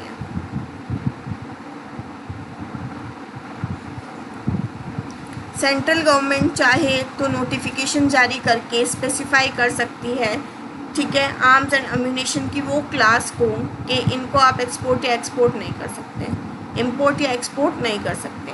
सेंट्रल गवर्नमेंट चाहे तो प्रोहिबिट कर सकती है भारत में लाना या भारत से लेकर जाना किसी भी प्रकार का आर्म्स अम्यूनेशन जो वो स्पेसिफाई करना चाहे। ठीक है, अब नेचर ऑफ पावर क्या है, सेक्शन 10 बात करता है लाइसेंस की। ठीक है, बात दोनों इंपोर्ट एक्सपोर्ट की कर रहे हैं। सेक्शन 11 क्या बात कर रहा है, प्रोहिबिशन की बात कर रहा है। ठीक है, इसमें इंडिविजुअल व्यक्ति के परमिशन की बात हो रही है। सेक्शन 10 में इंडिविजुअल व्यक्ति को परमिशन है या नहीं है। सेक्शन 11 में गवर्नमेंट ने उस पर्टिकुलर चीज़ पर ही बैन लगा दिया है। ठीक है, यहाँ पर तो इंडिविजुअल व्यक्ति को परमिशन दी या नहीं दी उसकी बात हो रही है, यहाँ पर बैन ही लगा हुआ है उस चीज़ पर। आया समझ में। अब आता है पावर टू रेस्ट्रिक्ट और prohibit transport of arms. Central government चाहे तो नोटिफिकेशन के थ्रू स्पेसिफाई कर सकती है कि ट्रांसपोर्ट अलाउ होगा पर only with the licence. Licence है तो ही कर सकते हो, मतलब कोई भी व्यक्ति नहीं करेगा ट्रांसपोर्ट ओवर इंडिया या इसके किसी भी पार्ट में किसी भी प्रकार का आर्म्स या एम्यूनेशन वो क्लास और डिस्क्रिप्शन का जो कि स्पेसिफाई किया गया है नोटिफिकेशन में, अनलेस कि वो व्यक्ति होल्ड करता है लाइसेंस का ट्रांसपोर्टेशन के लिए। ठीक है, इसका कॉन्ट्रावेंशन करते हो तो पनिशेबल होगा इस सेक्शन के अंदर में। फिर प्रोहिबिशन की बात की है कि कोई भी व्यक्ति शैल ट्रांसपोर्ट ओवर इंडिया और पार्ट ऑफ इंडिया कोई भी आर्म्स एंड अम्यूनेशन को नहीं करेगा उस क्लास और डिस्क्रिप्शन के जैसा कि उस नोटिफिकेशन में बता रखा है। मतलब यहाँ पर तो रेस्ट्रिक्ट किया है, मतलब ट्रांसपोर्टेशन अलाउ कर दिया बट लाइसेंस के साथ में किया है। इसके अंदर गवर्नमेंट ने प्रोहिबिट कर दिया। प्रोहिबिट मतलब एकदम ही मना कर दिया कि आपको कम्प्लीटली कोई भी प्रकार का ट्रांसपोर्टेशन नहीं करना। ठीक है, अब ये तो वो चीज़ें हो गई जिनका कंप्लीट बैन लगा हुआ है। ये वो चीज़ें हैं जिन पर क्या है, कंप्लीट बैन लगा हुआ है। ये कंप्लीट बैन लगा रखा है इन चीज़ों पर, है ना, ये कंप्लीट बैन वाली चीज़ें। और ये वाली वो चीज़ें हो गई जिन पर कुछ सब्जेक्टिव चीज़ें जो हैं वो अलाउड हैं। ये कुछ जो चीज़ें हैं वो अलाउड हैं यहाँ पर कंप्लीट बैन है। आया समझ में। अब आता है डीमिंग प्रोविजन। ठीक है, आर्म्स और ammunition transshipped at a seaport in India और at an airport in India shall be deemed to be transported within the meaning of this section. मतलब ट्रांसपोर्टेशन का मतलब ये नहीं है कि आपको जिस अड्डे पर भेजना था, है ना, जिस पर्टिकुलर व्यक्ति को भेजना था उस तक पहुंच गई। अगर आप उसको या तो शिप के थ्रू भेज रहे हो और वो किसी सी पोर्ट पर पहुंच गया या किसी एयरपोर्ट पर पहुंच गया तो उसको भी हम मान लेंगे कि आपने ट्रांसपोर्ट किया है। ट्रांसपोर्ट किया मतलब अगर वो ट्रांसपोर्ट प्रोहिबिटेड है तो ये देखा जाएगा कि आपके पास में लाइसेंस था या नहीं था उस चीज़ का। और अगर वो ट्रांसपोर्ट कम्प्लीटली बैंड है तो ये देखा जाएगा कि आपने उस चीज़ का उल्लंघन किया है नहीं किया, आपको किस चीज़ में पनिशमेंट देनी है। तो पनिशमेंट डिसाइड करने के लिए अब इन तीनों सेक्शन का एक कंपैरिजन देखो।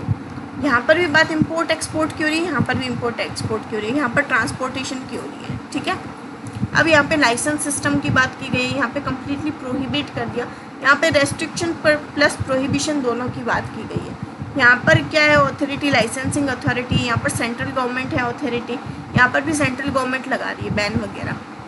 ठीक है, फिर ये चीज़ है कि यहाँ पर इंडिविजुअल व्यक्ति परमिशन लेके जा रहा है, यहाँ पे गवर्नमेंट ने बैन लगा दिया। यहाँ पे रेस्ट्रिक्शन हो भी सकता है, बैन भी हो सकता है। रेस्ट्रिक्शन किसके अंदर है, 12(1) के अंदर है। ठीक है, और बैन किसके अंदर है, 12(1) B के अंदर है। ठीक है, नोटिफिकेशन इसमें जारी हो रहा है क्या, हमने कहा हाँ हो रहा है। यहाँ पर हो रहा है क्या, हाँ हो रहा है, यहाँ पर हो रहा है, यहाँ पर नहीं हो रहा, सॉरी। आया समझ में। यहाँ पर एडिशनल पेनल्टीज वगैरह कुछ ऐसी चीज़ें बता रखी है आपको।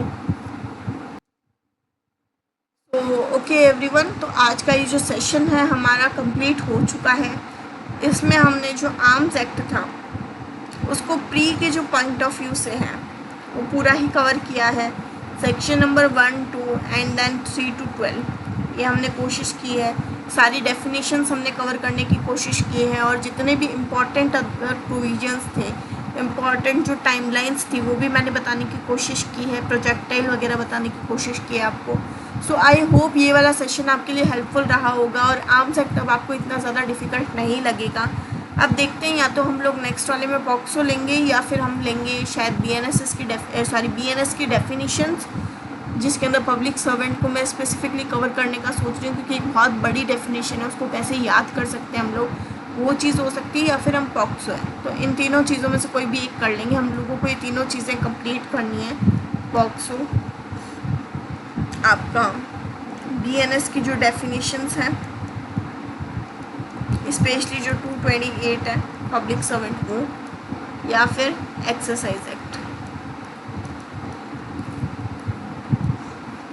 तो देखते हैं इनमें से क्या करें, और प्रोबेशन ऑफ ऑफेंडर एक्ट बचेगा उसके बाद में शायद मेरे हिसाब से। तो अभी हमारा क्या क्या हो गया है वो हम देख लेते हैं। अभी हम लोगों का अभी तक हमने करवा दिया है, एक तो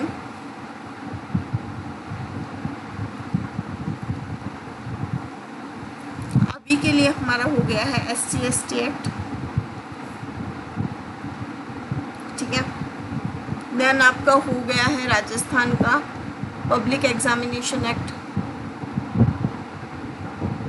1992 वाला भी करवा दिया मैंने, साथ ही साथ में आपके 2022 वाला भी करवा दिया। आर्म्स एक्ट आज हो गया है आपका 1959, ठीक है।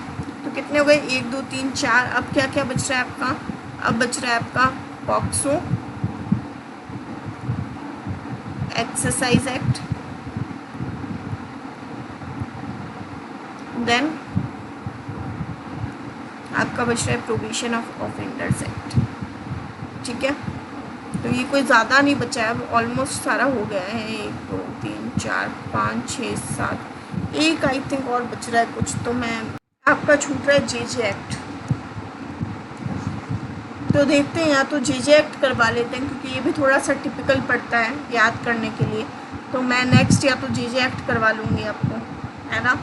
तो ये वाले जो हैं ये मैं डायरेक्ट बेयरएक्ट से ही करवाऊँगी, इस तरह के फ्लो चार्ट से नहीं करवाऊँगी, क्योंकि ये इसमें जो कुछ इंपॉर्टेंट चीज़ें हैं, इंपॉर्टेंट प्रोविजंस हैं, वही मैं मार्क करवाने वाली हूँ आपको। तो वहाँ से आपको ये कॉन्सेप्ट वगैरह आ जाएगा समझ में।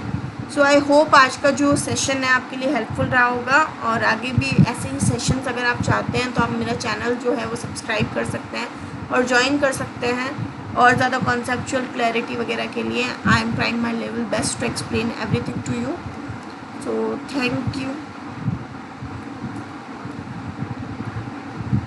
we'll meet you in the another session. Till then, keep reading, keep revising. All the best for the examination.